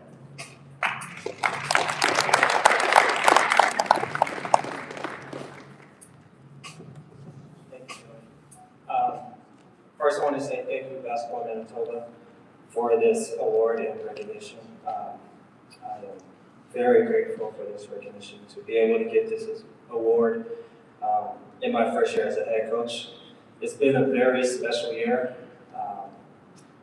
I wouldn't expect it to go this way to start with, but very appreciative of all the perseverance and hard work that my players put in. And I want to thank my wife who's here today, and Orville and April. The many nights that she had to do. We had time for herself or take the kids to daycare while we're on the road in the States a lot. Forever grateful for that. And I think she was more excited than I was when I got the job, so very happy to have her on board and have her support. And my daughter's support as well. She loves basketball and loves being around the team every minute, so yeah, been a very great year. Been enjoying that, and I just thank Providence for giving me the opportunity. I want to thank God for giving me the opportunity to stay around basketball and be able to coach the sport that I love. And to my players, very thankful for them and all the hard work that they put in. And to all my coaches who may be watching online, thank you as well. Coach Richard, Darian, and Amber as well. Couldn't have done it without you. I've learned many lessons from my assistant coaches and just from my players throughout this year on the fly. And it's been a blast. So thank you, Basketball Manitoba, once again.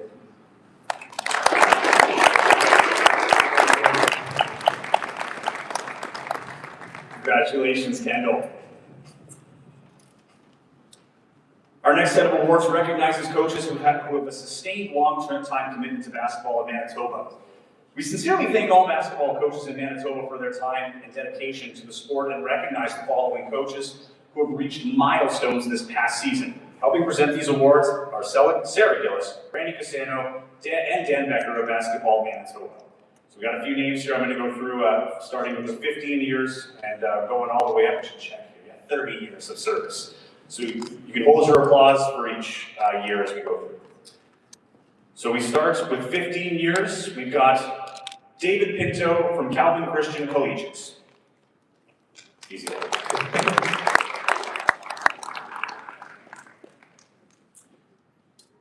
Serving 20 years from McGregor Collegiate, Laura Spelisi.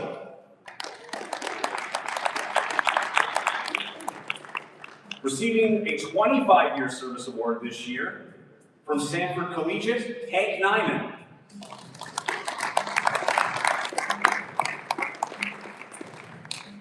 Also serving 25 years from Collège Jean-Sauvé, Megan Johnson.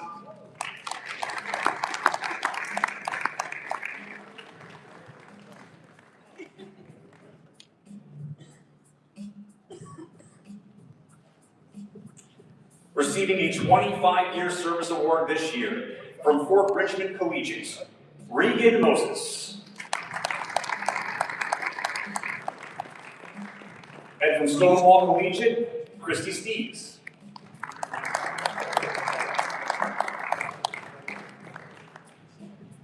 Receiving a 30-year service award this year from Swan Valley Regional, Kevin Carter. We will ensure these awards get to all coaches who were not able to join us here today. Congratulations to all of you.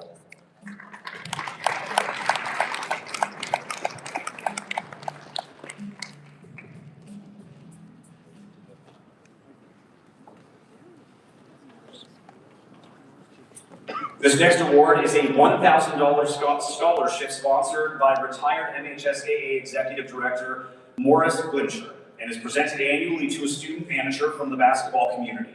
The scholarship has been presented by the MHSAA since 1998 and has joined the other awards and recognitions made annually by Basketball Manitoba. The award recognizes a student manager with a varsity high school basketball team that is currently in grade 12 in Manitoba that has a minimum average grade of at least 65%. Morris retired from the MHSAA after 40 years as its executive director in 2016 and was inducted into the Manitoba Sports Hall of Fame in 2012. Sarah Gillis of Basketball Manitoba will assist with the award presentation. We are pleased to present this year's Morris Glimcher Student Manager Award to, from Sisler High School, Maya Illigan.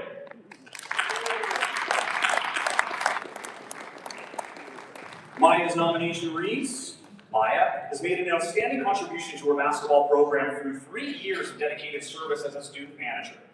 In that role, she's taken on important responsibilities with care and consistency, from tracking game statistics and helping ensure the accuracy of scorekeeping details to assisting with video and supporting the day-to-day needs of the team. Her work allows coaches to stay focused on coaching and helps players perform at their best. What makes Maya's contributions especially meaningful is the way she supports her team beyond the technical side of her role. She's dependable, detail-oriented, and always prepared, helping to create a positive and organized environment for athletes around her. Through her leadership as both a manager and an athletic council leader, she has shown a strong commitment to her school community while continuing to grow as a responsible and thoughtful young leader. Congratulations, Maya.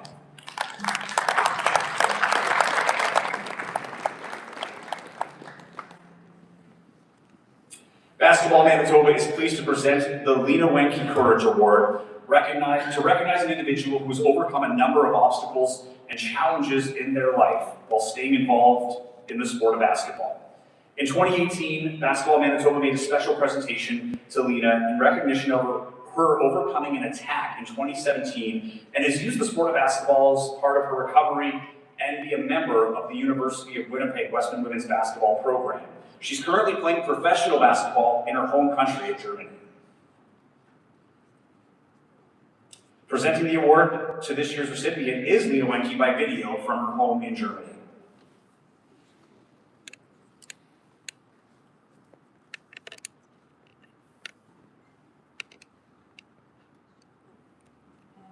I'm truly honored to once again announce the recipient of the Lena Courage Award and recognize a student athlete who has faced and overcome adversity while continuing to stay involved in the sport of basketball.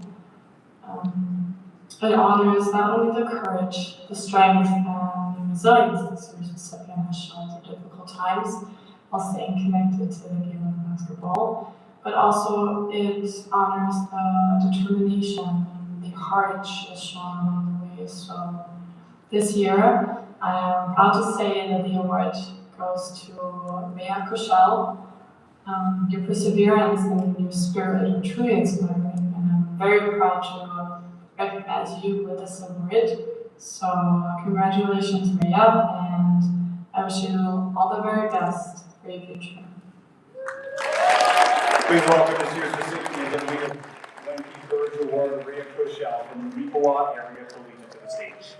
Her nomination reads, Rhea has shown exceptional resilience, determination, and commitment throughout her basketball journey. As a student athlete from a rural community, she's faced challenges that go far beyond the game, yet she's continued to move forward with strength, courage, and purpose. Her ability to remain dedicated to both her academics and her athletic development while navigating personal adversity speaks to the character she brings to everything she does. Rhea's path has also been shaped by the realities of pursuing high-level sport from a smaller center, where access to programs, facilities, and competition often require significant travel and sacrifice. Even with those barriers, she's remained committed to improving and competing at a high level. Her story is one of perseverance, maturity, and quiet leadership, and she is highly deserving of this recognition. In recognition of this award, Basketball Manitoba will be making a $750 donation in Rhea's name to the Nature Conservancy of Canada. Congratulations, Rhea.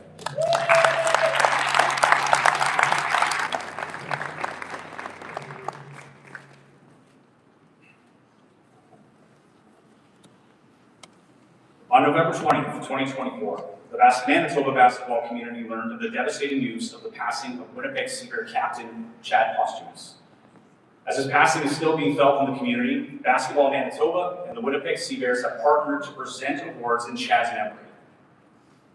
The Chad Posthumus Award provides two $1,500 scholarships recognizing grade 12 basketball players in Manitoba who demonstrate basketball excellence, resilience in overcoming adversity, academic dedication, and kindness to others.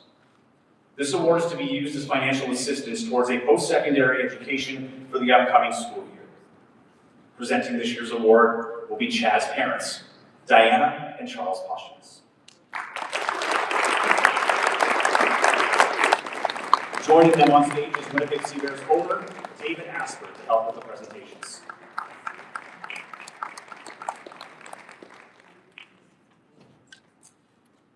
In the time since his passing, a number of very special recognitions have been made in Chad's memory, including the naming of the street outside Canada Life Centre, honorary Chad Posthumous Way, the displaying of Chad's name and number hanging in the rafters at Canada Life Centre, the naming of a new outdoor basketball court at Gateway Community Centre in his memory, the naming of the WMBA Hoop Fest event in honor of the Posthumous family, and a new special announcement still be made next week, cementing Chad's legacy in the game. Basketball Manitoba, in partnership with the Winnipeg Sea Bears, are proud to present the next two awards in Chad's memory.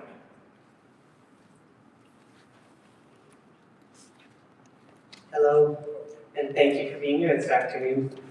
Who was Chad? Chad was a young man who loved playing sports. He actually played hockey, he played soccer, he played a whole bunch of sports. But the love of his life became basketball, which he pursued the world over. A pro career of 10 years, Team Canada, and many more things. He was a type 1 diabetic. I'm sure not too many of you know that, other than if you took a picture with him at the Sport for Life Center when he was a Sea Bear. He had his hand up, and he had his type 1 diabetes tattoo, which I made him get because he would never wear the necklace because, you know, I'm playing basketball, Mom. And so that was one of the challenges he had, but he had many other challenges.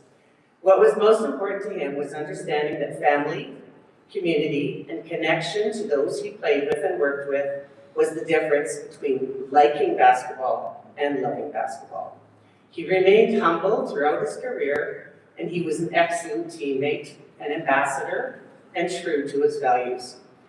He understood the value of education by getting his master's in business education. Chad went through the Manitoba basketball system.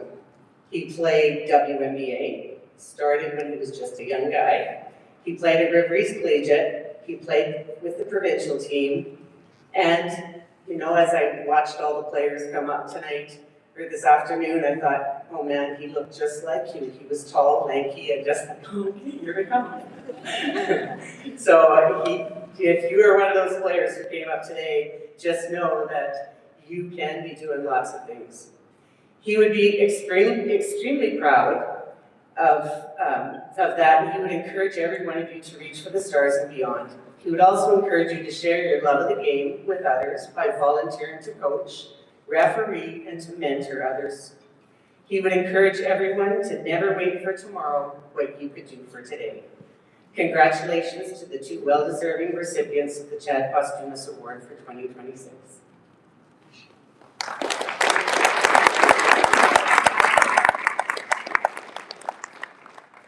This year's female recipient of the Chad Posthumous Award goes to, from Vincent Massey Collegiate, Uloma Isiguzo.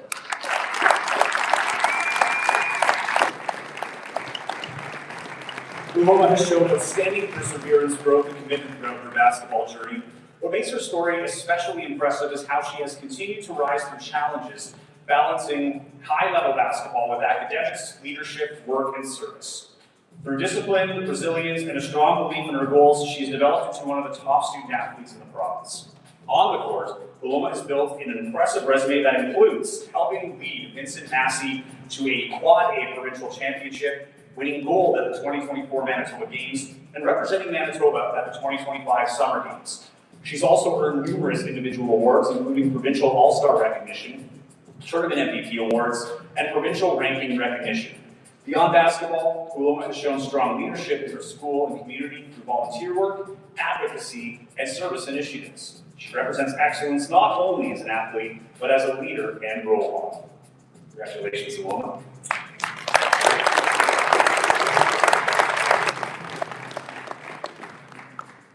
And this year's male recipient of the Chad Posthumous Award goes to, from Miles McDonald Collegiate, Liam Harrow.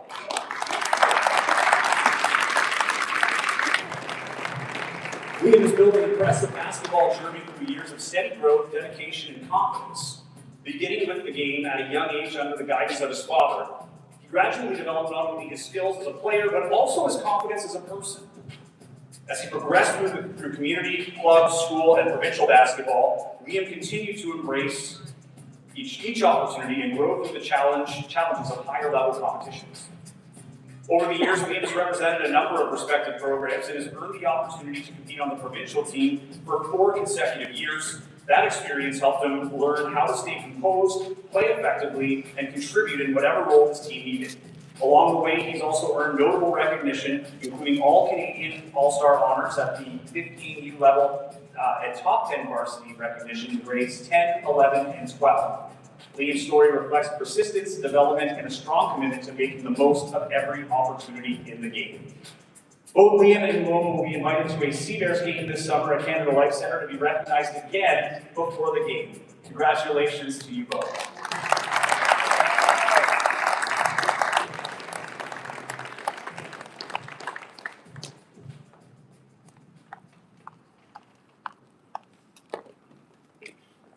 The annual Carl Ritt Award of a $750 scholarship has been presented annually since 1970 by Basketball Manitoba to a graduating athlete who exemplifies outstanding leadership on and off the court and commitment to their school and team.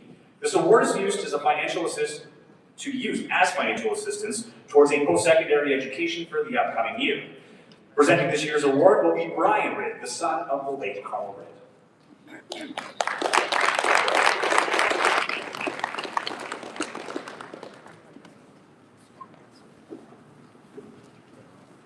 All right, what a great crowd.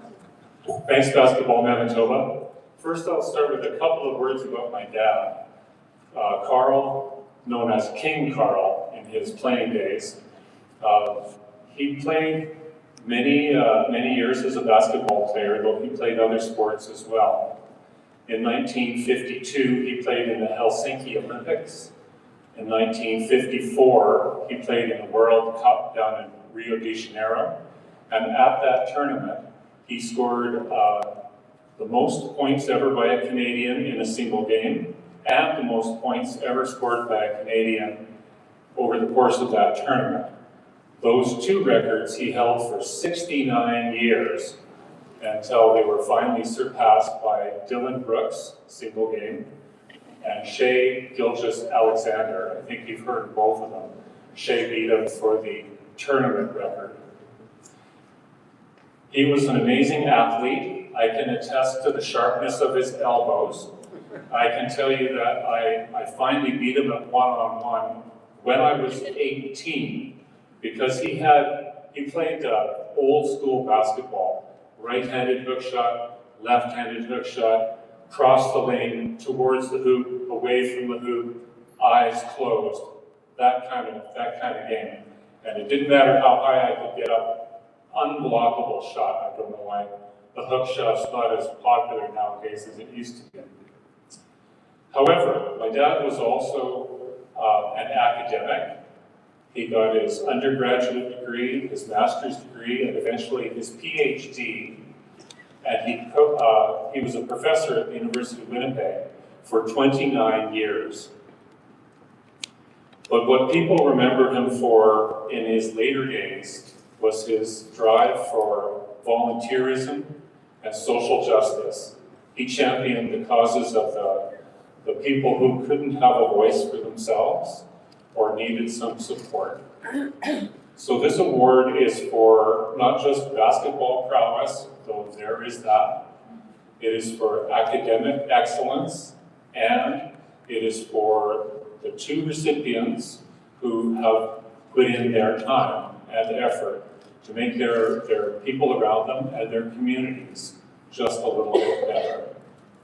So the female recipient this year is Hallie Kenner from Sanford Collegiate. She had an average, a school academic average of 94%, pretty amazing. She was a member of the represented Manitoba. She led her team to the AAA Girls Championship. And she did a number of things to help her community, including tutoring, making cookies. But you didn't bring any with you today. Making cookies for veterans and firefighters. And she had statistical 22 points per game, 15 plus rebounds, and 4 plus steals per game.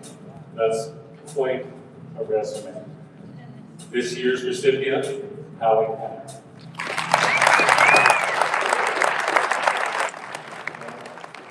Maybe so she doesn't have to stand alone. I'll bring up the boys' recipient. This year's winner, Andre Yamborko.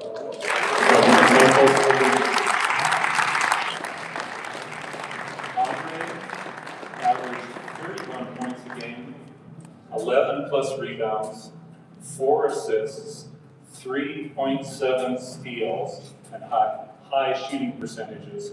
Those numbers are corrected for only the games that he played over 20 minutes. Because I suspect there were a few games where you didn't get to play fourth quarter garbage minutes, did you? No. He also had an educational average of 89%. These are like top students in their grade 12 years. And his volunteerism came primarily in the form of being a basketball coach and mentor to younger kids. He was also a coach for the attack basketball team, and he put in close to 100 hours of coaching for that team. So these are 2 great, well-rounded recipients of the Carl Ridd Award.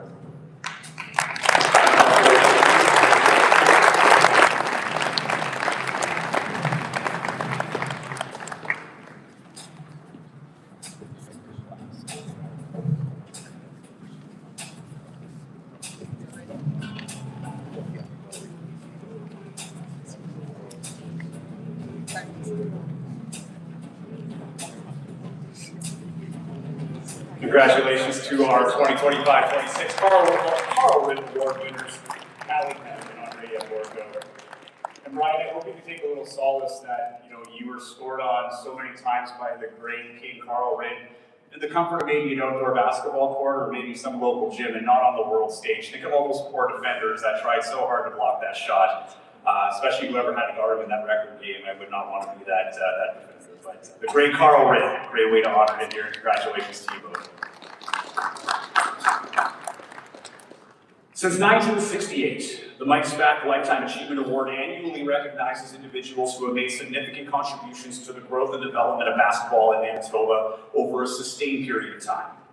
For over 65 years, Mike Spack nurtured the development of basketball in Manitoba as an administrator, coach, and referee. Mike is a current member of the Manitoba Basketball Hall of Fame as a player, builder, and a team member. He is the first person ever to be inducted into all 3 categories in our Manitoba Basketball Hall of Fame. I'd like to call forward Mike's son, James Spack, who is in town this weekend from British Columbia to speak more about his dad. We also welcome Mike's daughter, Kathy Spack, with us today. Please welcome James to the stage.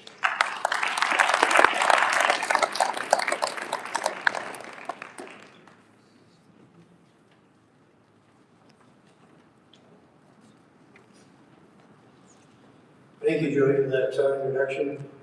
I have to say this is a very special day because I have been back to Winnipeg for, I guess, 14 years. And it's the first time I've met Brian in, I think, probably 60 years. So long time. It's a long, long time. When we were kids, we grew up, our families grew up with the Ridd family. My dad, Mike and Kathy, and all the 3 children. And we used to play together, so it was quite an interesting opportunity for me to meet them and see you again, so welcome. Well, good afternoon, everybody. I want to thank the Basketball Manitoba for hosting this wonderful event. My congratulations to all the recipients of the awards. It's just wonderful to see all these young faces and familiar friends. My special thanks to all of you who are attending, just as the general public. It's nice to be back in Winnipeg after 14 years, but I must say the welcome when I flew in Thursday was the traditional snowstorm, blowing cold weather. So I appreciate that, making me feel sort of right at home. As Joy said, joining me today is my sister Kathy, who lives here in Winnipeg. And on live stream, my sister Suzanne is watching the festivities from Regina. We want to thank you for this opportunity to speak on behalf of our parents, Mike and Kathy Spack, who were so much involved in the career of my father and raising us as children. For my dad, the Mike Spack Lifetime Achievement Award was very special, for it recognized his dedication to this great game by his peers, and especially the Hall of Fame. Mike is certainly one of the legendary figures in basketball. As Joy has said, he got the first three-time award in the Basketball Hall of Fame as both a player, as a member, and as a builder. And he contributed over 65 years to this great game as a coach, as a player, and as a referee. Many of you may not know, but it all began by a basketball man himself, Dr. Reverend Jim Shaver, coach of the little-known 1932 Winnipeg Stellars, who worked at Southern Mission in Point Douglas. That same year, he gathered together a group of boys and introduced them to the game of basketball, one of them being Mike Spack. From that early beginning, in a 20 by 40 foot space, my dad found a passion for the game that turned into a lifetime love. Playing the game at all levels over a 34-year span, he played on teams that won several church city championships, 2 high school provincial championships at St. John's High School, university championships, and 16 years of senior cage ball with 4 provincial championships, 1 Western Canada championship, and 1 Dominion championship. In fact, the only years he didn't play basketball were his RCAF years, 1941 to 1945, when he was piloting the famous Mosquito airplane flying on air bases in Great Britain over Germany in World War II. Who could have known, who could have imagined that this quiet, humble kid from the rough side of town would become one of the best known, most written about stars in the post-war era of basketball, and certainly in Canada. As many have said, he was a natural leader with his aggressive style of play, both offensive and defensive.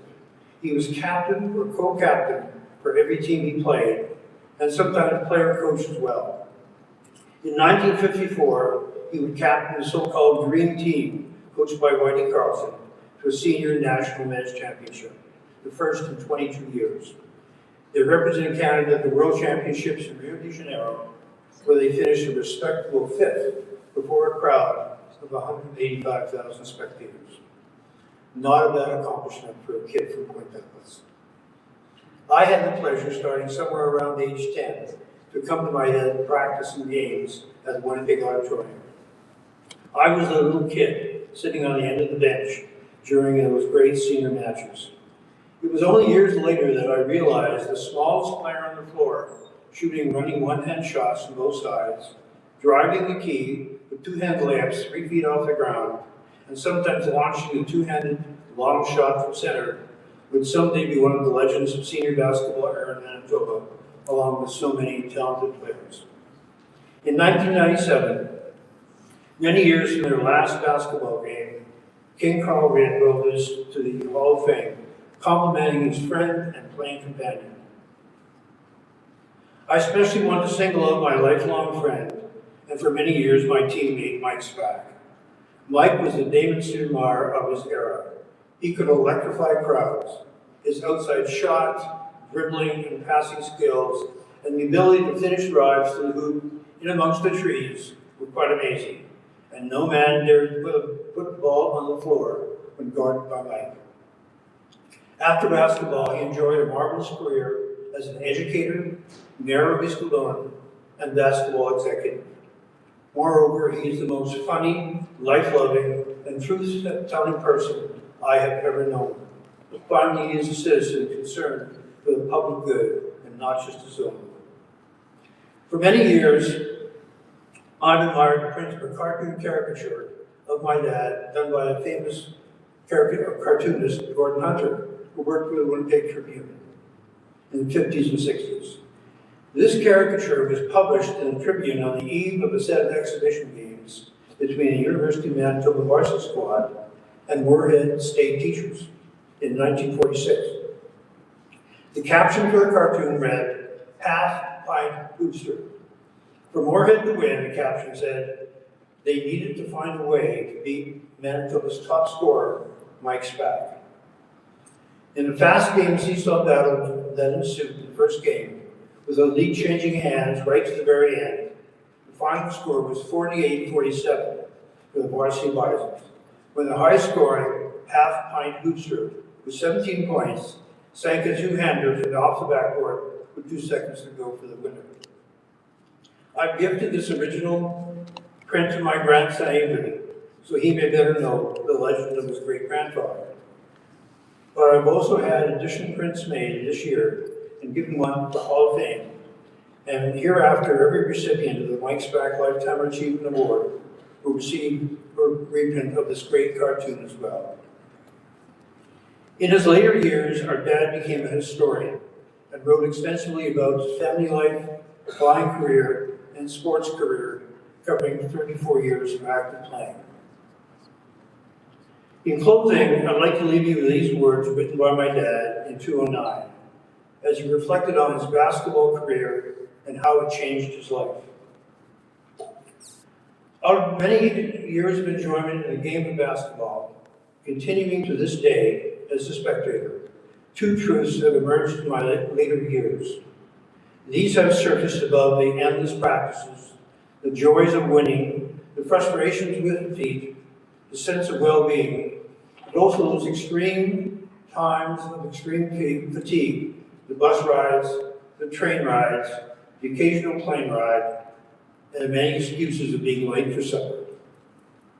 The first truth that I deem it is a privilege to have had the fellowship of many persons who are players, news media, managers, coaches, officials, administrators, and equipment helpers, as well as the spouses of many of these wonderful people. Indeed, must be the spectators who share also a meaningful place in the team sport of basketball. The second truth, most important of all, is to express my love and appreciation to my wife and children, who put up with the many sacrifices which are part of the pursuit of excellence and provision of community service. It is this fellowship, this love, and the sacrifice which inspire a person in whatever endeavor. This is what I feel the Basketball Hall of Fame represents and recognizes, and I thank those for this recognition. Thank you all very much.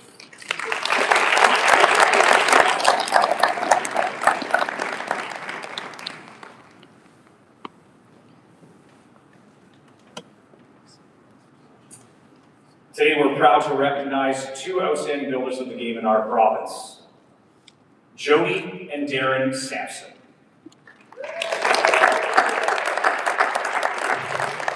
Together they've dedicated decades of coaching and developing young athletes in Manitoba. Their shared coaching journey includes many years at Acadia Junior High, where they helped build one of the province's most respected school basketball programs. They also coached together at Fort Richmond Collegiate, contributed to Manitoba's provincial team program, and were founding leaders of the Junior Bison's girls basketball program, helping grow it into a major development opportunity for hundreds of young athletes. They also contributed at the university and performance levels, and a long-standing commitment to school sport extended across multiple sports and generations of student athletes. Together, they've made a lasting impact in their leadership, service, and commitment to growth of basketball in Manitoba. To speak more about this year's recipient of the Mike Spack Lifetime Achievement Award, please welcome Maltha Uwambajimana.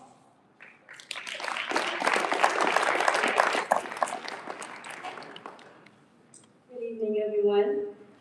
It is truly an honor to stand here today and present this award to 2 people who have not only shaped the basketball community, but have changed countless lives, including mine. Darren and Jody are not just people you meet, they're people that become a part of your story. I've known them since I was about 8 years old. At that time, I had no idea how much of an impact that they would have in my life. When I got to Acadia Junior High, I wasn't the strongest student. I did not like school at all, did not care for it. And school really didn't come easy for me. And I always didn't believe in myself, but Jody did. She took the time, real time, to work with me. I would come to school at 7 a.m. in the morning. She would sit with me, do multiple times table. She taught me how to study, helped me build habits that I still carry with me today. She didn't just teach me academics, she taught me discipline, consistency, and self-belief.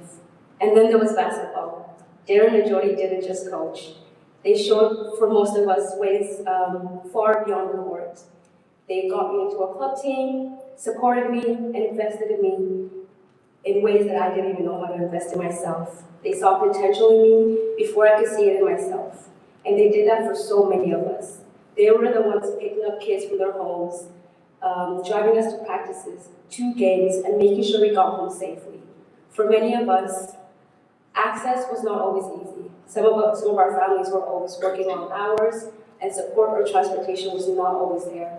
But they made sure that they didn't stop us. They filled that gap. Even when our own parents couldn't be there, Darren and Jody were. That kind of care is not part of a job description. That is love, that is commitment, and that is community. And while my story is personal, it is far from unique. Because yes, they have coached for decades, they have led teams and built programs and have been recognized for their excellence. But what makes them truly special and deserving of this award is what they have done. It's how they have done it. They have coached with heart, integrity, and pride. Hashtag HIP. If you guys were in Acadia, you know that was our cheer. They coached with the belief that every young person who stepped into the gym mattered. They did not just build athletes, they built people. People who walked away more confident, more disciplined, and more aware of what they are capable of. That kind of impact cannot be measured in stats or titles. It is measured in the lives that they have changed. I am one of those lives. Because of them, I learned that I could be more, that I could work harder, that I could create a better future for myself. And I know I'm not the only one in the room who can say that. So today, we recognize Darren and Jody with this award. We are not just celebrating their achievements in basketball. We are celebrating their impact as mentors, as leaders, and as people who have given so much of themselves to others. Darren and Jody, thank you for showing up, for always believing in us, and for being there when it really mattered most. It is my absolute honor to present you with this award. Congratulations.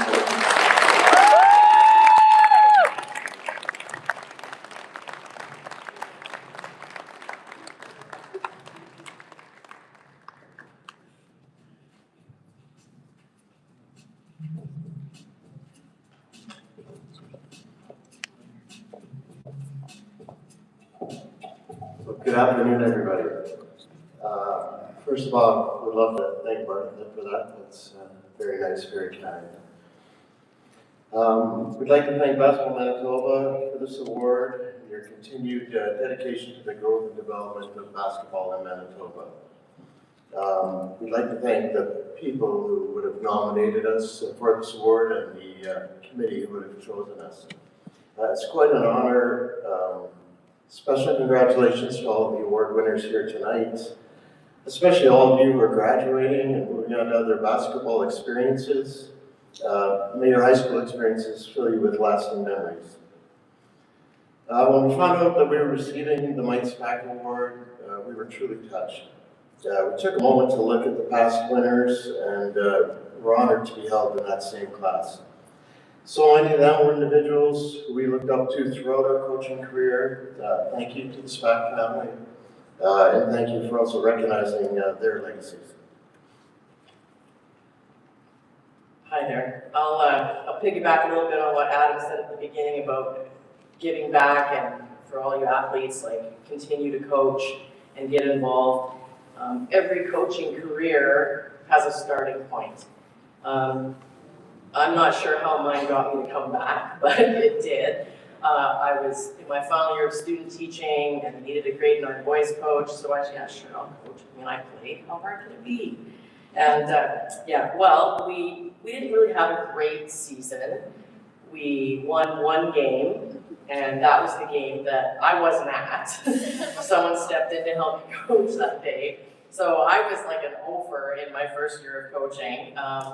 But it didn't turn me off coaching. It made me want to get better, continue to improve and develop. It just made me want to learn. Darren's love of coaching started at age 13 when he started coaching his sister's ringette team, and then he was hooked and coaching became a passion for him. I'm proud to say that most of my coaching was done at one school, Acadia Junior High. I coached for 30 years in the same community, and it was an honor to serve the children and families in the Fort Richmond area. I was lucky early on in my career that I met my husband Darren, and he joined me in coaching at the girls program at Acadia for 23 years, which was incredible to have the person that you spend all your time with there coaching with you. So many people tonight or today, thank their spouse and their partner and their families when they weren't home for picking up the slack. We got to do this together, so it really was incredible. When he first moved to Winnipeg and said he would help me coach, his only experience at that point was coaching varsity boys. And I said, well, that's great. It'll be just like coaching grade A girls. Not. We always laughed and said it was our quality time, and we were grateful, though, that we could do it together.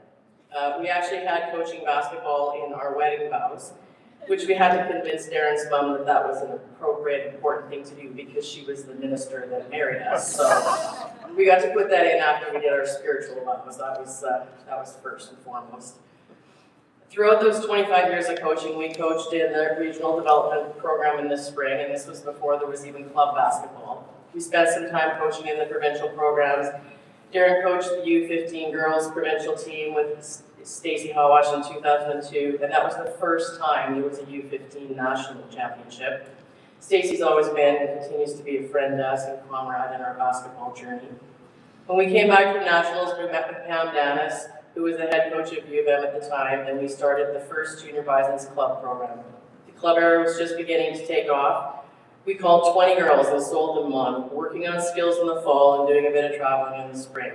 We ran that for 4 years, and when we left, we had a fall and winter development camps with approximately 300 girls and 8 spring club teams from grades 5 to grade 11. It was great seeing that many girls involved. We coached the JV girls a couple of times at Fort Richmond, and Darren's love of coaching led him to U of M, where he was an assistant coach and interim head coach. I think for us, though, we always felt our biggest impact was staying at the grassroots levels. It was truly rewarding. We would start grade 6 spring camps with the girls in the neighborhood, and hopefully when they left in grade 9 and went on to Fort Richmond, they had an understanding of basketball, but more importantly, an understanding of teamwork, accountability, and working hard. We wanted them to know that if you work hard, you can accomplish anything. We think one of the most important takeaways from coaching isn't necessarily what you learn about the sport itself, it's in the relationships that you build with people along the way, and we were blessed with many.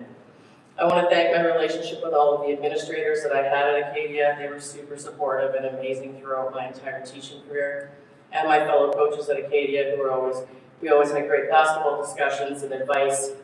I want to thank Charlie Kurtz for providing the most amazing officials for all of our home tournaments. Referees and minor officials are so important to the game. We can't play without them, and they should be recognized. And his officials were so amazing in working with our young scorekeepers. I want to thank Randy Casado. He was my high school phys ed teacher, and he knew before I did that I was meant to be a phys ed teacher and a coach. He was actually kind of mad at me for initially going into nursing, and then once I changed my mind, I never looked back. His relationship with his students and players guided me in how I taught and approached my relationship with my students and players. I was always so jealous of the boys at Oak Park that they had him as a coach and we didn't. I was so happy when he finally came over to the girls' side when the CP program started. It was great to work alongside him. Darren especially enjoyed coaching with Randy. His knowledge of basketball and his mentorship and friendship are something that we treasure.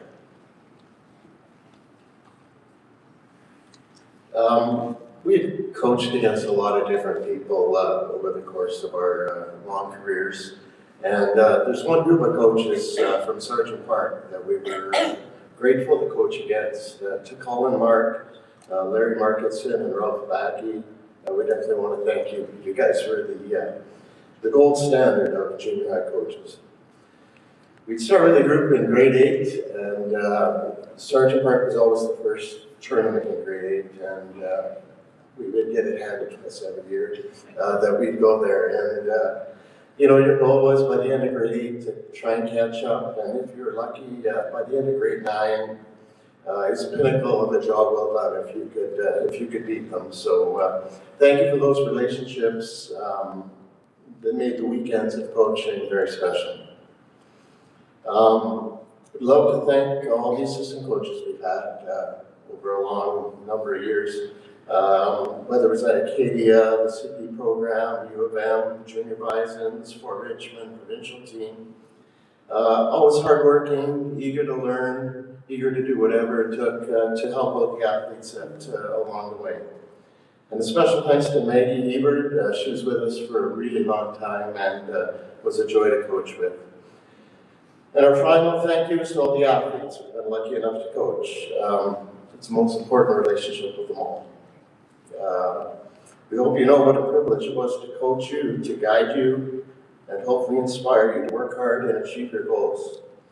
It's been amazing to watch them grow up and become parents, business owners, lawyers, doctors, accountants, teachers, nurses, so many professions. You know, people say that coaches change your lives, but you forever changed ours. So thank you very much. Finally, once again, thank everybody. It's an incredible honor. Thank you.